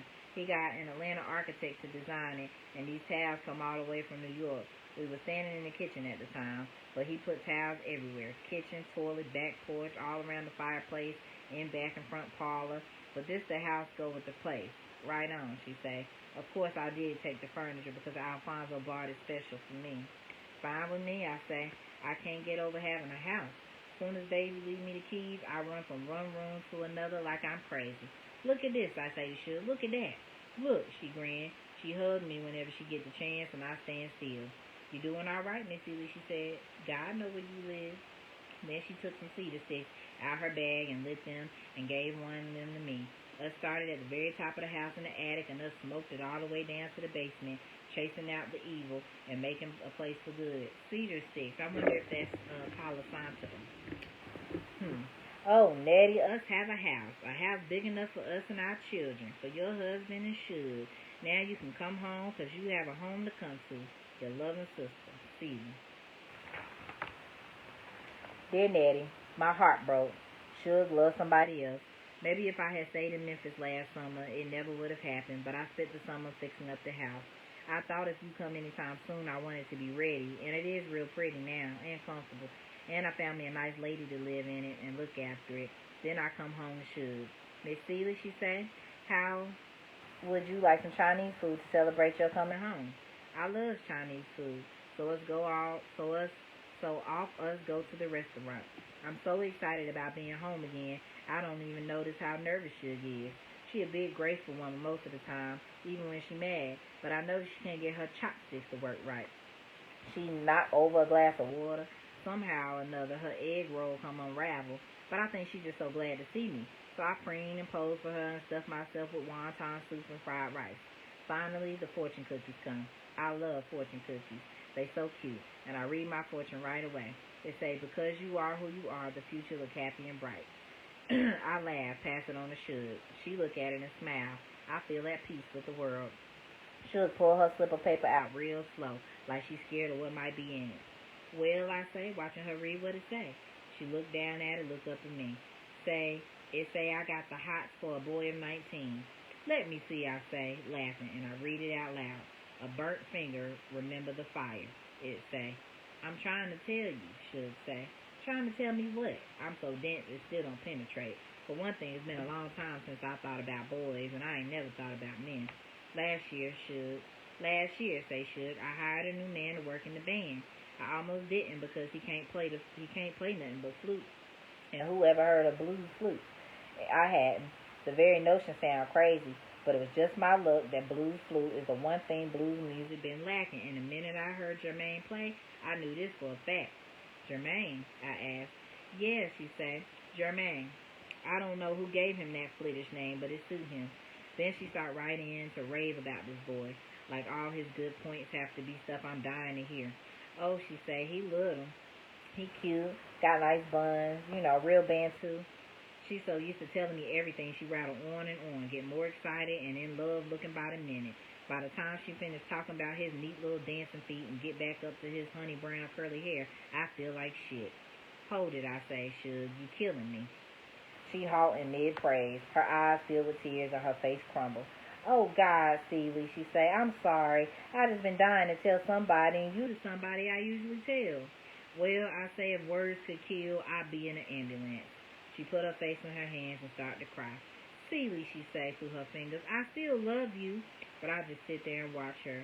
Seemed like all my wonton soup turned to ice. Why you so upset, she asked. When us got back home, you never seemed to get upset about Grady, and he my husband. Grady never bring no sparkle to your eye, I think. But I don't say nothing. I'm too far away. Of course, she said, Grady's so dull, Jesus. And when you finish talking about women and Reefer, you finish Grady. But still, she said, I don't say nothing. She tried to laugh. I was so glad he lit out after Mary Agnes. I didn't know what to do, she said. I didn't know who tried to teach him what to do in the bedroom, but it must have been a furniture salesman. I don't say nothing. Stillness, coolness, nothingness, coming fast. You notice when they left here together going to Panama, I didn't shed a tear. But now, really, she said, what they gonna look like in Panama? Poor Mary Agnes, I think. How could anybody guess old Dole Grady would end up running a reefer plantation in Panama? Of course, they making bukus of money, say Suge, and Mary Agnes outdressed everybody down there the way she tell it in her letters, and at least Grady let her sing what little snatches of her songs she can still remember.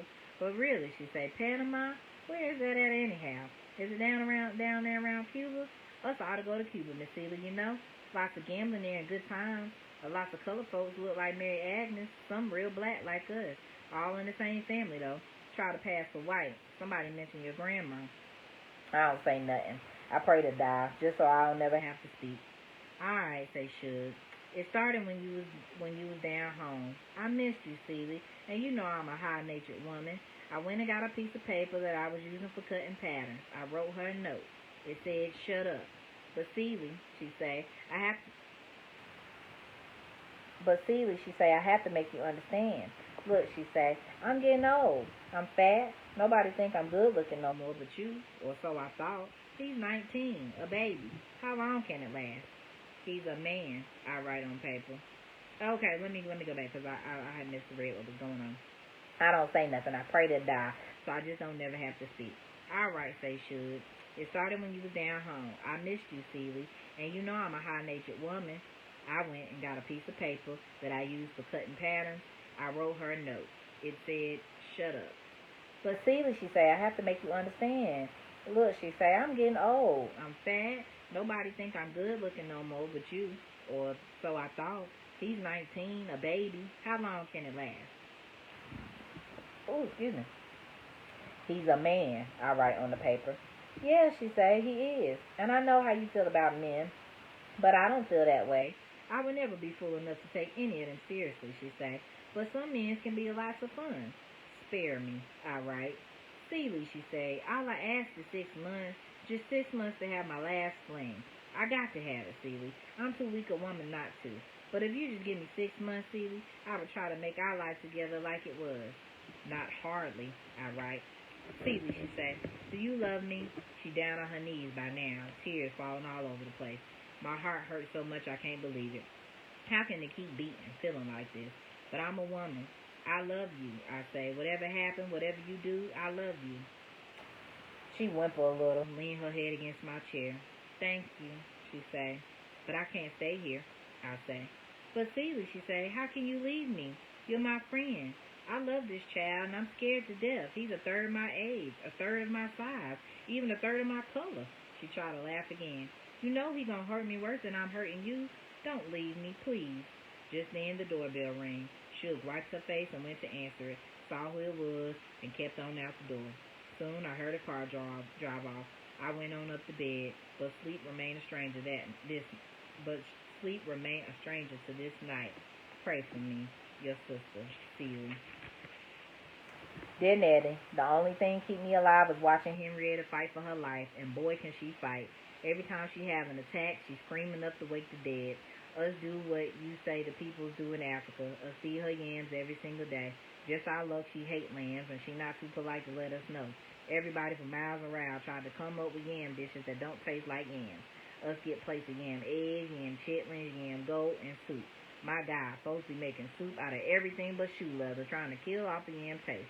But Henrietta claims she still tastes it and is likely to throw whatever it is out the window. Us tell her in a little while she'll have 3 months not to eat yams, but she say they don't seem like it ever want to come. Meanwhile, her joints all swole. She hot enough to burn. She say her head feels like it's full of little white men with hammers. That's a way to feel. Sometimes I meet up with Mr. visiting Henrietta. He dream up his own little sneaky recipes. For instance, one time he hid the yams in peanut butter. Us sit by the fire with Harper and Sophia and play a hand or two of bid whist while Susie Q and Henrietta listen to the radio. Sometimes he drive me home in his car. He still live in the same little house. He been there so long, it looked just like him. 2 straight cars always on the porch, turned against the wall. Porch railings with flower cans on them. He keep it painted now though, fresh and white. And guess what he collect just in case he like him? He collects shells, all kind of shells, terrapin, snail, and all kind of shells from the sea. Matter of fact, that's how he got me up to the house again. He was telling Sophia about some new shell he had that made a loud sea sound when you put it to your ear.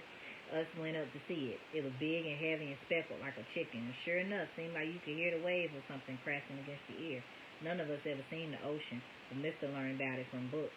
He ordered shells from books too, and they all over the place. He don't say that much about them while you're looking, but he hold each one like it just arrived. Suge one time had a seashell, he said, long time ago when us first met. Big white thing, looked like a fan. She still loves shells, he asked. No, I say, she loves elephants now. He waited a while, put all the shells back in place. Then he asked me, you like any special thing? I love birds, I say.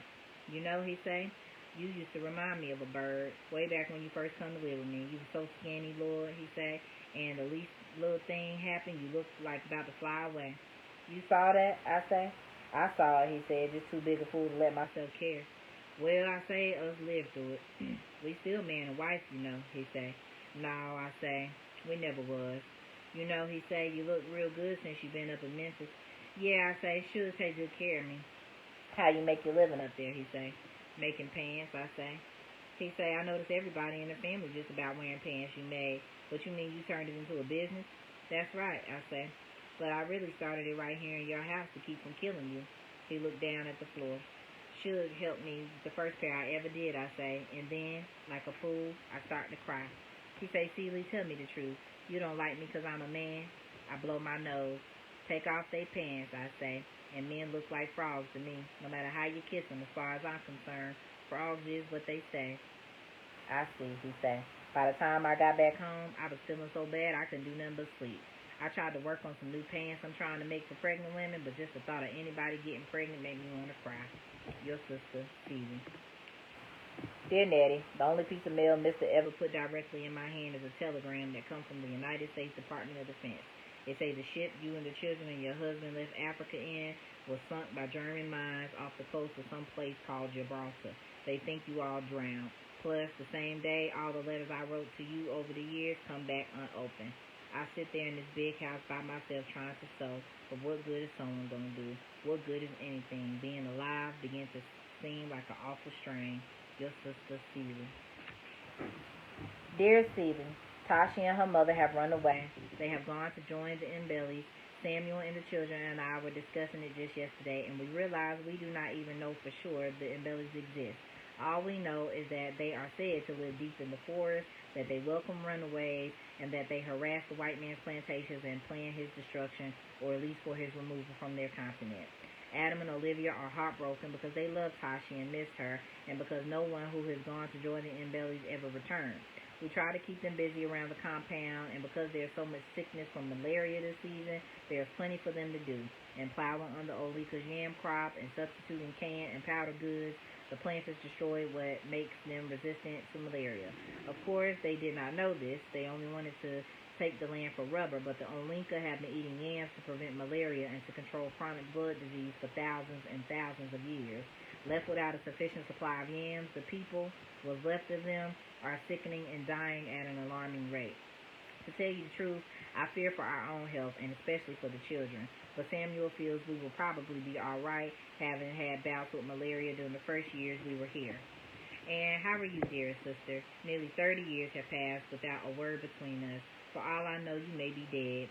As the time nears for us to come home, Adam and Olivia are asked endless questions about you, few of which I can answer. Sometimes I tell them Tashi reminds me of you, and because there is no one finer to them than Tashi, they glow with delight. But will you still have Tashi's honest and open spirit? I wonder. When we see you again, or will years of childbearing and abuse from Mr. have destroyed it?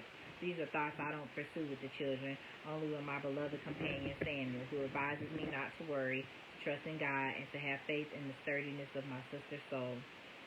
God is different to us now, after all these years in Africa, more spirit than ever before and more internal. Most people think he has to look like something or someone, a roof leaf or Christ, but we don't. And not being tied to what God looks like frees us. When we return to America, we must have long talks about this, CD. And perhaps Samuel and I will found a new church in our community that has no idols in it whatsoever, in which each person's spirit is encouraged to seek God directly. His belief is that this is possible, strengthened by us as people who also believe. There is little to do here for entertainment, as you can imagine. We read the papers and magazines from home, play any number of African games with the children, rehearse the African children in parts of Shakespeare's plays. Adam was always very good as Hamlet, given his to be or not to be soliloquy. Corinne had firm notions of what the children should be taught and saw to it that every good work advertised in the papers become part of their library. They know many things, and I think will not find American society such a shock, except for the hatred of black people, which is also very clear in all the news. But I worry about their very African independence of opinion and outspokenness, also extreme self-centeredness. And will we be poor, silly? And it will be years, no doubt, before we even own a home. How will they manage the hostility towards them having grown up here? When I think of them in America, I see them as much younger than they appear here, much more naive. The worst we have had to endure here is indifference and a certain understandable shallowness in our personal relationships, excluding our relationship with Catherine and Tashi. After all, the Olinka know we can leave. They must stay. And of course, none of this has to do with color. And dear Celie, last night I stopped writing because Olivia came in to tell me Adam is missing. He can only have gone after Tashi. Pray for his safety. Your sister, Nettie. Celie writing back to Nellie. Dearest Nettie, sometimes I think she'll never love me. I stand looking at my naked self in the looking glass. Why would she love me? I ask myself. My hair is short and kinky because I don't straighten it anymore. Once she'll say she loved it, no need to. My skin dark, my nose just a nose, my lips just lips, my body just any woman's body going through the changes of age. Nothing special here for nobody to love. No honey-colored hair, no cuteness, nothing young and fresh. My heart must be young and fresh, though. It feel like it bloomed in blood. I talk to myself a lot, standing in front of the mirror. Celie, I say, happiness was just a trick in your case. Just 'cause you never had any before should, you thought it was time to have some and that it was going to last. Even thought you had the trees with you, the whole earth, the stars. But look at you. When Suge left, happiness deserts. Every once in a while, I get a postcard from Suge. Her and Jermaine in New York and California, going to see Mary Agnes and Grady in Panama. Mister seemed to be the only one to understand my feelings. I know you hate me for keeping you from Nettie, he say, and now she dead. But I don't hate him, Nettie, and I don't believe you dead. How can you be dead if I still feel you? Maybe, like God, you changed into something different that I have to speak to in a different way, but you not dead to me, Nettie, and never will be. Sometimes, when I get tired of talking to myself, I talk to you. I even try to reach our children. Mr. still can't believe I have children. Where you get children from, he asked. My stepdaddy, I say. You mean he know he was the one damaged you all along, he asked. I say, yeah. Mr. shake his head. After all the evil he done, I know you wonder why I don't hate him. I don't hate him for two reasons. One, he loves Suge, and two, Suge used to love him. Plus, look like he trying to make something out of himself. I don't mean just that he work and he clean up after himself and he appreciates some of the things God was playful enough to make.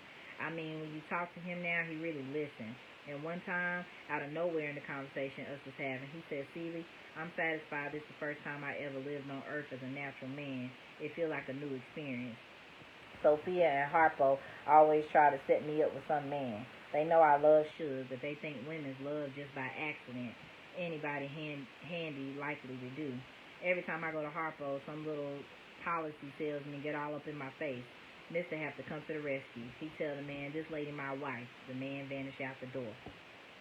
Us sit, have a cold drink, talk about our days together with Suge, talk about the time she come home sick, the little crooked songs she used to sing, all our fine evenings down at Harpo's.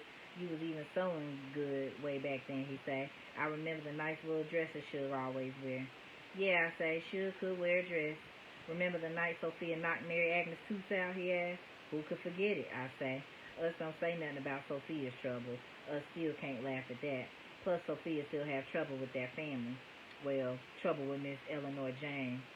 You just don't know, say Sophia, what that girl done put me through. You know how she used to bother me all the time when she had problems at home? Well, finally she started bothering me when anything good happened. Soon, she snagged that man she married. She come running. As she snagged that man she married, she come running to me.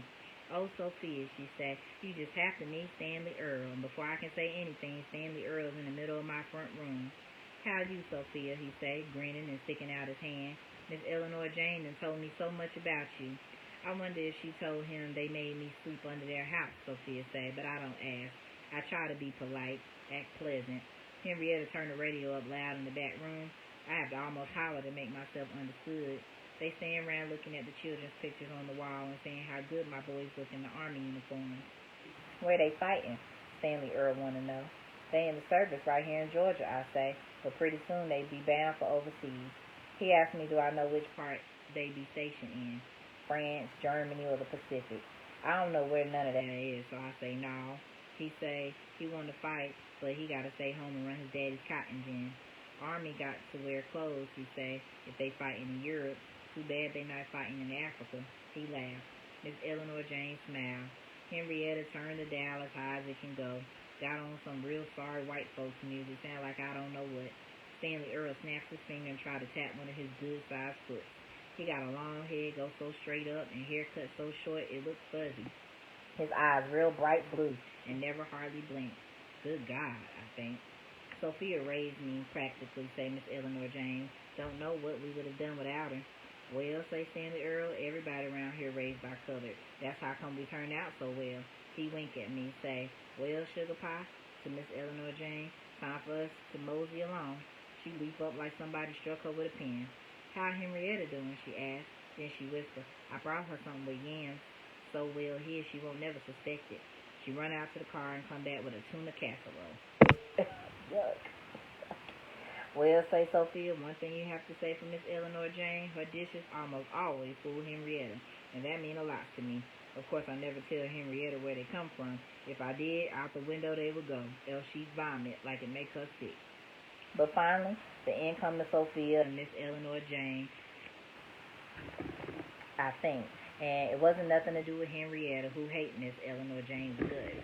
It was Miss Eleanor Jane herself and that baby she went and had. Every time Sophia turned around, Miss Eleanor was shoving Reynolds Stanley Earl in her face. He a little fat white something without much hair. Looked like he headed for the Navy. Ain't little Reynolds sweet, say Miss Eleanor Jane to Sophia. Daddy just loves him, she say. Love having a grandchild named for him and look so much like him, too.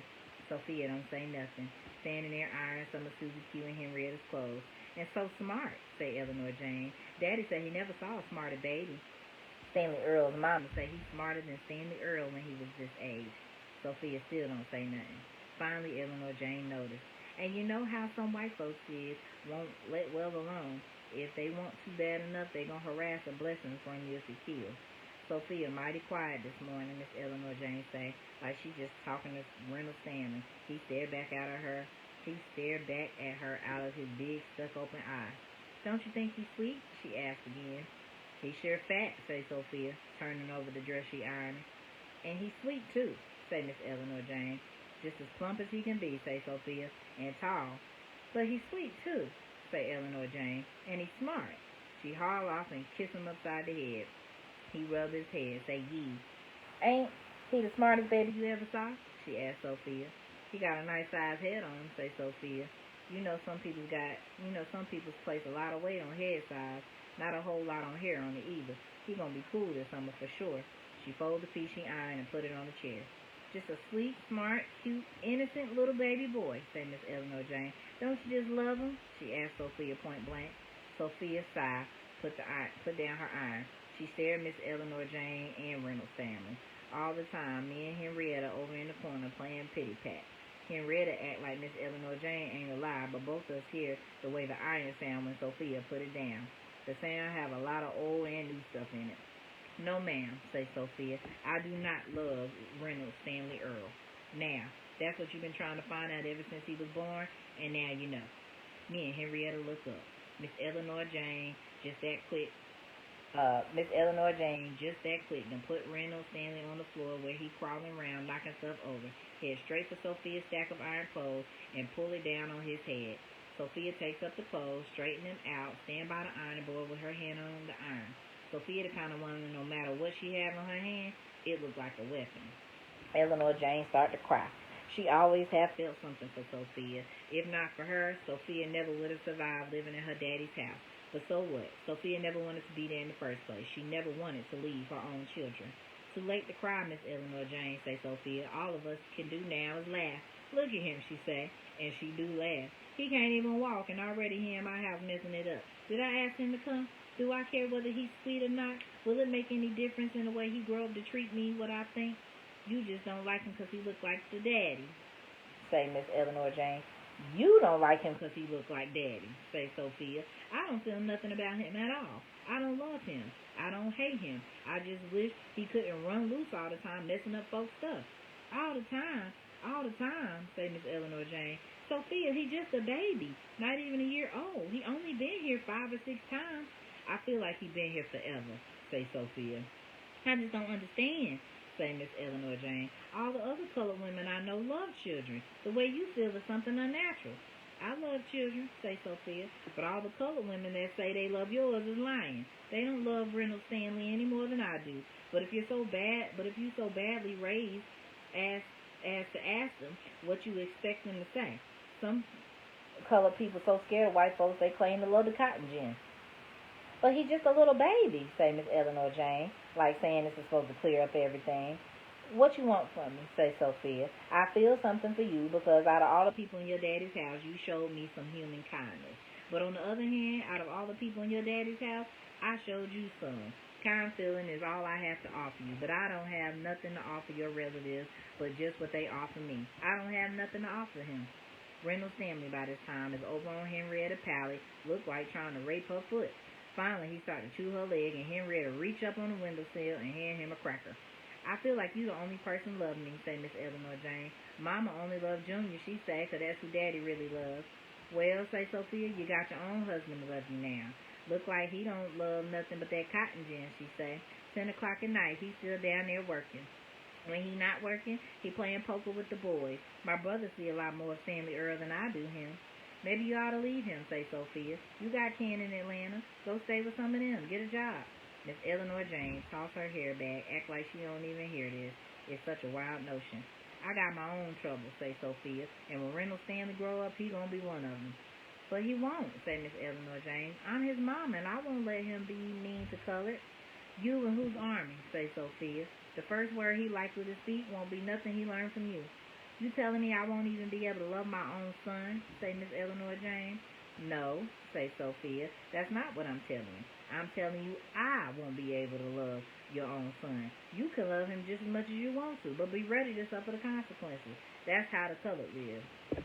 Little Reynolds Stanley all up on top of Henrietta's face by now, just slobbering and sucking, trying to kiss. Any second I think she gonna knock him silly, but she lay real still while he's aiming her. Every once in a while, he act like he peeking into her eyeball. Then he sit down with a bounce on top of her chest and grin. He take one of her playing cards and tries to give her a bite of it. Sophia come over and lifts him off. He not bothering me, say Henrietta. He made me tickle. He bothered me, say Sophia. Well, Miss Eleanor Jane, say to the baby, picking him up, we not wanted here.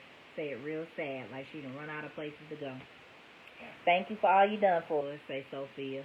She don't look so good herself, and a little water stand in her eyes. After Miss Eleanor Jane and Reynolds Stanley leave, she say, it's times like this make us know us didn't make this.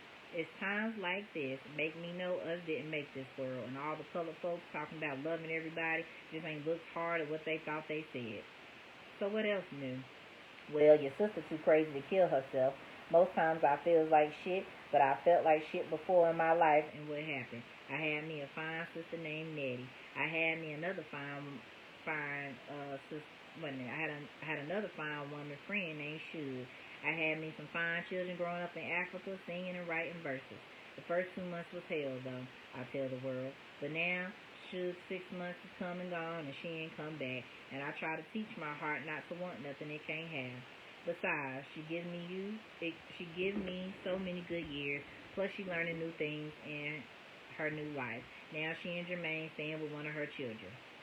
Dear Celie, she wrote me. Me and Jermaine ended up in Tucson, Arizona, where one of my children lives. The other two alive and turned out well, but they didn't want to see me. Somebody told them I live an evil life. This one say he want to see his mama no matter what. He live in a little mud-looking house like they have out here called Adobe. And you know, I feels right at home. Smile.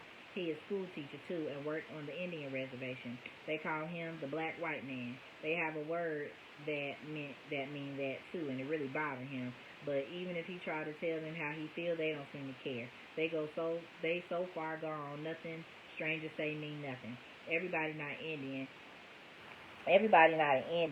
they got no use for. I hate to see his feelings hurt, but that's life. It was Jermaine who had the idea to look up my children. He noticed how I always loved dressing him up and playing with his hair. He didn't make it like a mean suggestion. He just said if I know what my children was doing, I would probably feel better in my life. This son was staying with it. This son we staying with is named James. His wife is named Cora May. Excuse me. They have 2 kids named Davis and Cantrell. He said he thought something was funny about his mama, my mama, because she and Big Daddy were so old and strict and set in their ways, but still, he felt a lot of love from them, he say. Yeah, son, I tell him, they had a lot of love to give, but I needed love plus understanding. They run a little short of that. They been dead now, he say, 9 or 10 years, sent us all to school as far as they could. You know, I never think about mom and daddy. You know how tough I think I is. But now that they dead and I see my children doing well, I like to think about them. Maybe when I come back, I could put some flour on their graves. Oh, she write me now near about every week. Long, newsy letters full of stuff she thought she had forgot, plus stuff about the desert and Indians and the Rocky Mountains. I wish I could be traveling with her, but thank God she able to do it. Sometimes I feel mad at her, feel like I could scratch her hair right off her head. But then I think she's got a right to live too. She got a right to look over the world and whatever company she choose. Just 'cause I love her don't take away none of her rights. The only thing bothering me is she don't never say nothing about coming back. And I miss her. I miss her friendship so much that if she wants to come back here dragging Jermaine, I make them both welcome or die trying. Who am I to tell her who to love? My job just to love her good and true to myself. Mister asked me the other day what it is I love so much about Shug. He say he love her style. He say, to tell the truth, Shug act more manly than most men. I mean, she upright, honest, speak her mind, and the devil takes the hindmost, he say. You know, Shug will fight, he say, just like Sophia. She bound to live her life and be herself no matter what. Mister think all this is stuff men do. But Harpo not like this, I tell him. You not like this. What Shug got is womanly, it seemed like to me. Especially since she and Sophia the ones got it. Sophia and Shug not like men, he said, but they not like women either. You mean they not like you or me? They hold they own, he say, and it's different. What I love best about Shug is what she been through, I say. When you look in Shug's eyes, you know she been where she been, seen what she seen, did what she did, and now she know. That's the truth, say Mister. And if she don't get out the way, she'll tell you about it. Amen, he say. Then he say something that really surprised me because it's so thoughtful and common sense. When it comes to what folks do together with their bodies, he say, anybody's guess is as good as mine. But when you talk about love, I don't have to guess. I have love and I have been loved. And I think God let me gain understanding enough to know love can't be halted just because some people moan and groan. It don't surprise me you love Shug Avery, he say. I have loved Shug Avery all of my life. What load of bricks fell on you, I asked. No bricks, he say, just experience. You know, everybody bound to get some of that sooner or later. All they have to do is stay alive. And I started to get mine real heavy long about the time I told Shug it was true that I beat you because you was you and not her. I told her, I say. I know it, he say, and I don't blame you. If a mule could tell folks how it treated, it would. But you know, some women would just love to hear they man say he beat his wife because she wasn't them. Suge one time was like that about Annie Julia. Both of us messed over my first wife, a scandalous, and she never told nobody. Plus, she didn't have nobody to tell. After they married her off, to me, her folks behaved like they throw her down a well or off the face of the earth. I didn't want her. I wanted Suge, but my daddy was the boss. He give me the wife he wanted me to have.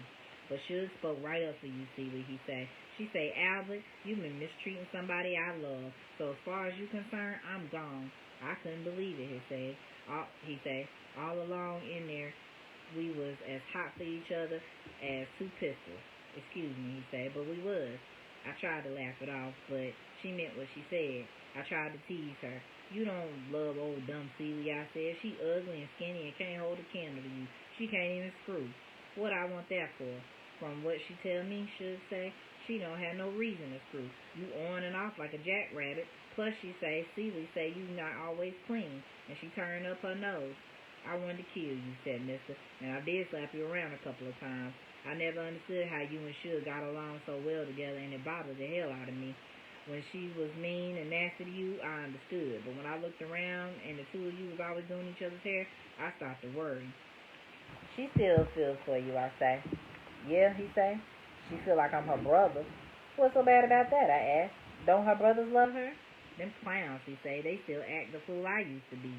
Well, I say, we all have to start somewhere if us want to do better, and our own self is what we have to hand. I'm real sorry she left you, Celie. I remember how I felt when she left me. Then the old devil put his arms around me and just stood there on the porch with me real quiet. Way after a while, I bit my stiff neck onto his shoulder. Here it is, I thought, two old fools left over from love, keeping each other company under the stars. Other times, he wanted to know about my children. I told him you say they both wear long robes, sort of like dresses, that was the day he come to visit me while I was sewing and asked what was so special about my pants. Anybody can wear them, I said. Men and women not supposed to wear the same thing, he said. Men supposed to wear the pants. So I said, you ought to tell that to the men in Africa. Say what, he asked. First time he ever thought about what Africans do. People in Africa try to wear what feels comfortable in the heat, I say. Of course, missionaries had their own ideas about dress, but left to themselves. Africans wear a little sometimes, or a lot, according to Nettie, but men and women both appreciate a nice dress. Robe, you said before, he say. Robe, dress, not pants. Anyhow. Well, he say, I'll be dogged. All men sew in Africa too, I say. They do? He asked. Yeah, I say. They not so backward as men here. When I was growing up, he say, I used to try to sew along with Mama because that's what she was always doing, but everybody laughed at me. But you know, I liked it. Well, nobody gonna laugh at you now, I said. Here, help me stitch in these pockets. But I don't know how, he said. I'll show you, I said, and I did. Now we'll sit sewing and talking and smoking our pipes. Guess what, I say to him. Folks in Africa where Nettie and the children is believe white people is black people's children. No, he say, like this interesting, but his mind really on the slant of his next stitch. They named Adam some other name soon as he arrived. They say the white missionaries before Nettie and them come told them all about Adam from the white folks' point of view and what the white folks know. But they know who Adam is from their own point of view and for a whole lot longer time ago. And who that, Mr. asked? The first man that was white, not the first man. They say nobody's so crazy to think that they can say who was the first man, but everybody knows the first white man because he's white. Mr. Frown, look at the different colored thread us got. Thread his needle, lick his finger, tie a knot. They say everybody before Adam was black. They say one day some woman they just right away killed come out with this colorless baby. They thought at first it was something she ate, but then another one had one, and also the women started to have twins, so the people started to put the white babies and the twins to death. So really, Adam wasn't even the first white man. He was just the first one the people didn't kill. Mr. looked at me real thoughtful. He not such a bad-looking man, you know, when you come right down to it. And now it do begin to look like he got a lot of feel behind his face. Well, I say, you know, black folks have what you call albinos to this day, but you never hear of white folks having nothing black unless some black man been messing with them, and no white folks been in Africa back yonder when all this happened. So these Onlika people heard about Adam and Eve from the white missionaries, and they heard about how the serpent tricked Eve and how God chased them out the Garden of Eden, and they was real curious to hear this because after they had chased the white Onlika children out the village, they hadn't hardly thought no more about it. Nettie said, one thing about Africans, out of sight, out of mind. And another thing, they don't like nothing around in their look or act different. They want everybody to be just alike. So somebody white wouldn't last long. She say, seemed like for her, the Africans throwed out the white on Lincoln people for how they look. They throwed out the rest of us, all of us who become slaves, for how us act. Seemed like us just wouldn't do right no matter how us try. Well, you know how niggas is. Can't nobody tell them nothing, even today. Can't be ruled. Every nigga you see got a kingdom in his head. But guess what else I say to mister? When the missionaries got to the part about Adam and Eve being naked, the Olinka people nearly bust out laughing, especially when the missionaries tried to make them put on clothes because of this. They tried to explain to the missionaries that is who they put Adam and Eve out. They tried to explain to the missionaries that it was they who put Adam and Eve out of the village because they was naked. Their word for naked is white. But since they were covered by color, they are not naked. They say anybody looking at a white person can tell they naked, but black people cannot be naked because they cannot be white. Yeah, say mister, but they was wrong. Right, I said, Adam and Eve prove it. What they did, these Olinka people, was throw out their own children just because they was a little different. I bet they do that same kind of stuff today, mister say. Oh, from what Nettie say, them Africans is a mess. And you know what the Bible say, the fruit don't fall too far from the tree. And something else I say, guess who they say the snake is? Us, no doubt, say mister. Right, I say, white folks fine for their parents. They so mad to get thrown out and told that they naked that they made up their minds to crush us wherever they find us, same as they would a snake. You reckon, Mr. Ash? That's what these Olinka people say. But they say just like they know history before the white children start to come, they know the future after the biggest of them leave. They say they know these particular children and they gonna kill each other off. They still so mad about being unwanted. Gonna kill off a lot of other folks too who got some color. In fact, they gonna kill off so much of the earth and the color that everybody gonna hate them just like they hate us today. Then they will become the new serpent. And wherever a white person is found, he'll be crushed by somebody not white, just like they do us today. And some of the Olinka people believe life will just go on and on like this forever. And every million years or something will happen to the earth and folks will change the way they look. Folks might start growing two heads one of these days for all we know. And then the folks with one head will send them all someplace else. But some of them don't think like this. They think after the biggest of the white folks no longer on the earth, the only way to stop making somebody the serpent is for everybody to accept everybody else as a child of God or one of mother's children, no matter what they look like or how they act. And guess what else about the snake? What? He asked. These Olinka people worship it. They say, who knows, maybe it is kinfolk, but for sure it's the smartest, cleanest, slickest thing they ever seen. These folks sure must have a heap of time just to sit and think, say mister. Daddy say they real good at thinking, I say, but they think so much in terms of thousands of years, they have a hard time getting themselves through one. So what they name Adam? Something sound like Omantangu, I say. It mean unnaked man, somewhere the first one God made that knowed he was. A whole lot of men that come before the first man was men, but none of them didn't know it. You know how long it takes some men to notice anything, I say? Took me long enough to notice you such good company, he say, and laugh. He ain't should, but he began to be somebody I can talk to. And no matter how much the telegram said you must be drowned, I still get letters from you. Your sister, Celie. Dear Celie, after 2.5 months, Adam and Tashi returned. Adam overtook Tashi and her mother and some other members of our compound as they were nearing the village where the white woman missionary had lived, but Tashi would not hear of turning back, nor would Catherine, and so Adam accompanied them to the Billy's encampment. Oh, he says, it is the most extraordinary place.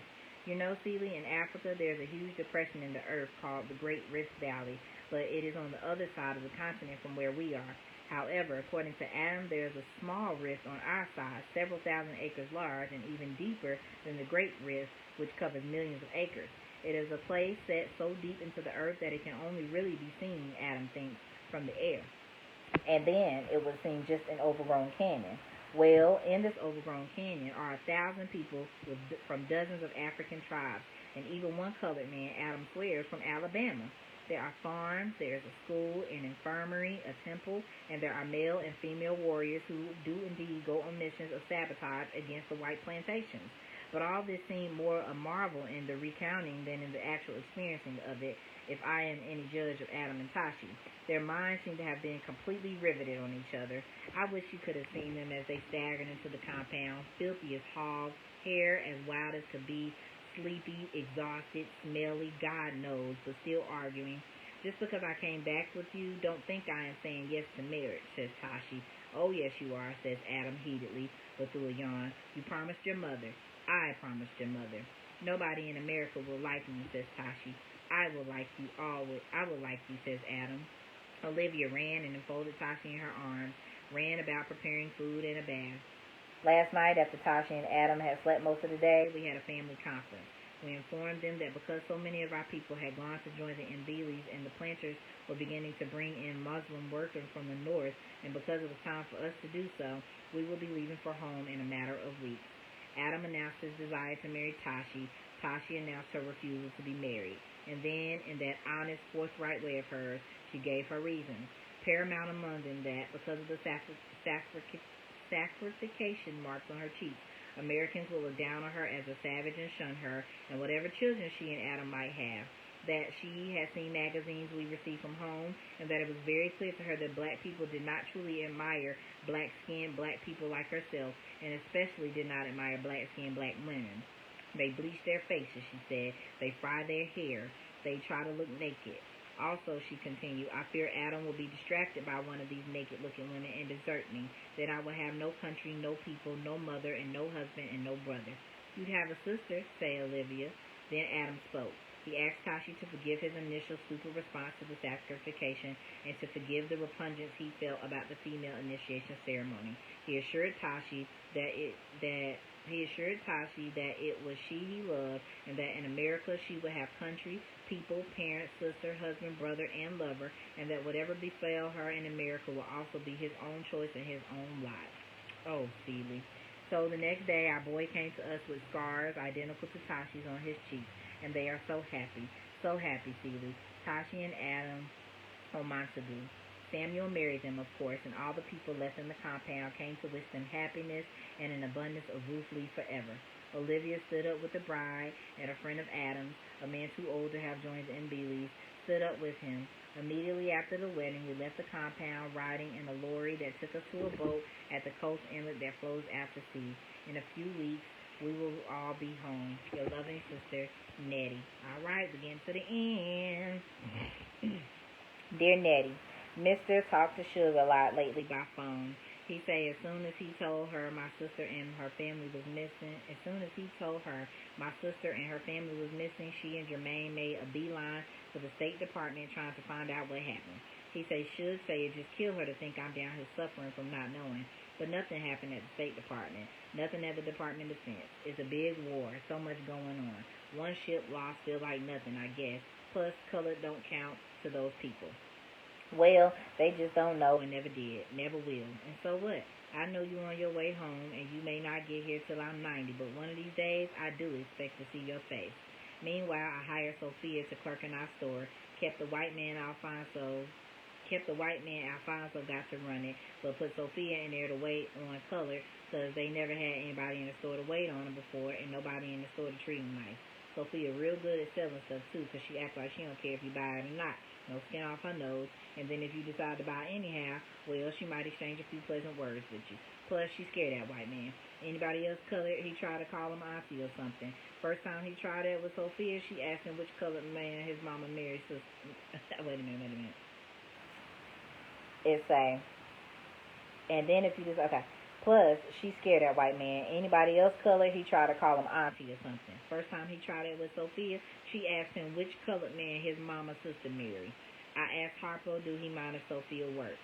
What I'm going to mind for, he said. It seemed to make her happy, and I can take care of anything come up at home. Anyhow, he said, Sophia got me a little help for when Henrietta need anything special to eat or get sick.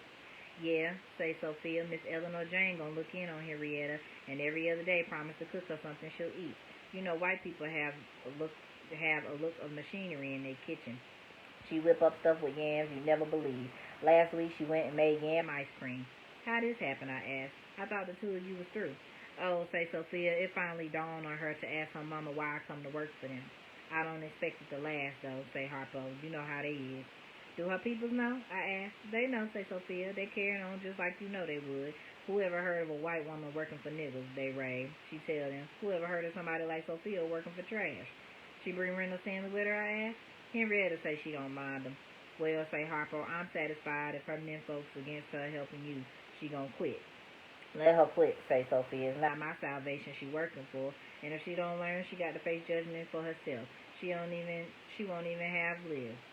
Well, you got me behind you anyway, say Harpo, and I loves every judgment you ever made. He move up and kiss her where her nose was stitched. Sophia tossed her head. Everybody learns something in life, she say, and they laugh. Speaking of learning, Mister one day, us was sewing out on the porch. I first started to learn all them days ago. I used to sit up there on my porch staring out across the railing, just miserable. That's what I was. And I couldn't understand why us have life at all if all it can do, wait a minute. I don't understand why us have life at all if all it can do most times is make us feel bad. All I ever wanted in life was Suge Avery, he said. And one while, all she wanted in life was me. Well, you couldn't have each other, I say. I got Annie Julia, then you, all them rotten children. She and Grady and know who all, but still, look like she come out better than me. A lot of people love Suge, but nobody but Suge love me. Hard not to love Suge, I say. She know how to love somebody back. I tried to do something about my children after you left me, but by that time it was too late. Bub come with me for 2 weeks, stole all my money, laid up on the porch drunk. My girl's so far off in the men's of religion they can hardly talk. Every time they open their mouth, some kind of plea come out. Near about broke my heart. If you know your heart's sorry, I say, that means it's not quite as spoiled as you think. Anyhow, he said, you know how it is. You ask yourself one question, it lead to 15. I start to wonder why us need love, why us suffer, why us black, why us men and women, where do children really come from? It didn't take long to realize I didn't hardly know nothing, and that if you ask yourself why you black or a man or a woman or a bush, it don't mean nothing if you don't ask why you here, period. So what you think, I asked? I think us here to wonder myself, to wonder, to ask, and that in wondering about the big things and asking about the big things, you learn that the little ones almost by accident, but you never know nothing more about the big things than you start out with. The more I wonder, he say, the more I love. And people start to love you back, I bet, I say. They do, he say. Surprise. Harpo seem to love me. Sophia and the children. I think even little old evil Henrietta love me a little bit, but that's because she knows she's just a big mystery to me as the man in the moon. Mister is busy patterning a shirt for folks to wear with my pants. Gotta have pockets, he said. Gotta have loose sleeves, and definitely you're not supposed to wear with no tie. Folks wearing ties look like they being lynched. And then, just when I know I can live content without Suge, just when Mister then asked me to marry him again, this time in the spirit as well as in the flesh, and just after I say no, I still don't like frogs, but let us be friends. Suge write me, she coming home. Dang. Now, is this life or not? I'll be so calm. If she come, I'll be happy. If she don't, I'll be content. And then I figured this the lesson I was supposed to learn. Oh, Celie, she say, stepping out the car, dressed like a moving star. I missed you more than I missed my own mama. Us hug. Come on in, I say. Oh, the house looks so nice, she say, when us get in her room. You know I love pink. Got you some elephants and turtles coming, too, I say. Where's your room, she asks. Down the hall, I say. Let's go see it, I say. Well, here it is, I say, standing in the door. Everything in my room purple and red except the floor, that painted bright yellow. She go right to the little purple frog perch on my mantelpiece. What's this, she asks. Oh, I say, a little something Albert carved for me. She look at me funny for a minute. I look at her, then us laugh. Where's Jermaine, I ask. In college, she say, Wilberforce. Can't let all that talent go to waste. Us through, though, she say. He feels just like family now, like a son, maybe a grandson. What you and Albert been up to, she asks. Nothing much, I say. She say, I know Albert, and I bet he been up to something with you looking as fine as you look. Us so, I say, make idle conversation. How idle, she asks. What do you know, I think. Sure, jealous. I have a good mind to make up a story just to make her feel bad, but I don't. Let's talk about you, I say. How much us love you. She smiles, come put her head on my breast, let out a long breath. Your sister, Stephen. Dear God, stars, dear stars, dear trees, dear sky, dear peoples, dear everything, dear God, thank you for bringing my sister Nettie and our children home. Wonder who that coming yonder? Asked Albert, looking up the road. Us can see the dust just a-flying. Me and him and Suge sitting out on the porch after dinner, talking, not talking, rocking and fanning flies. Suge mentioned she don't want to sing in public no more. Well, maybe a night or two at Harpo's. Think maybe she retired. Albert say he want her to try on his new shirt. I talk about Henrietta, Sophia, my garden in the store, how things doing generally. So much in the habit of sewing something, I stitch up a bunch of scraps, try to see what I can make. The weather cool for the last of June, and sitting on the porch with Albert and Suge feel real pleasant. Next week be the 4th of July, and us planning a big family reunion outdoors here in my house. Just hope the weather holds. Just hope the cool weather holds. Could be the mailman, I say, except he driving a little fast. Could be Sophia, say Suge. You know she drive like a maniac. Could be Harpo, say Albert, but it's not. By now, the car stopped under the trees in the yard, and all these people dressed like old folks get out. A big, tall, white-bearded man with a backward-turned white collar, a little dumpy woman with her gray hair and plaits crossed on top of her head, a tall, youngish man, and two robust-looking youngish women. The white-haired man says something to the driver of the car, and the car leaves. They all stand down there at the edge of the drive, surrounded by boxes and bags and all kind of stuff.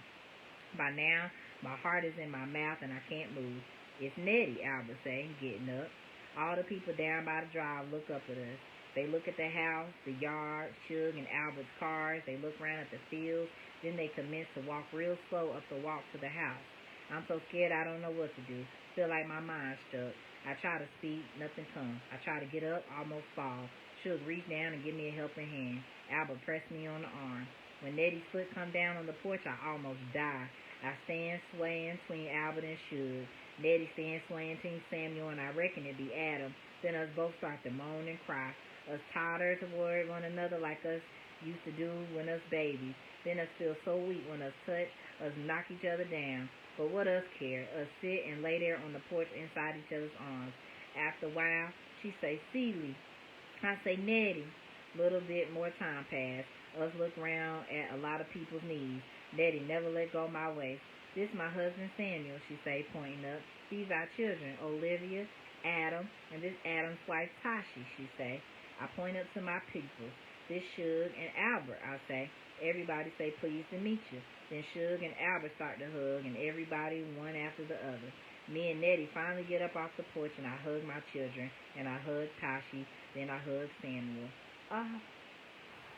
Why us always have family reunion on July 4th, say Henrietta, mouth poke out, full of complaint. It's so hot. White people busy celebrating their independence from England July 4th, say Harpo, so us black folks don't have to work.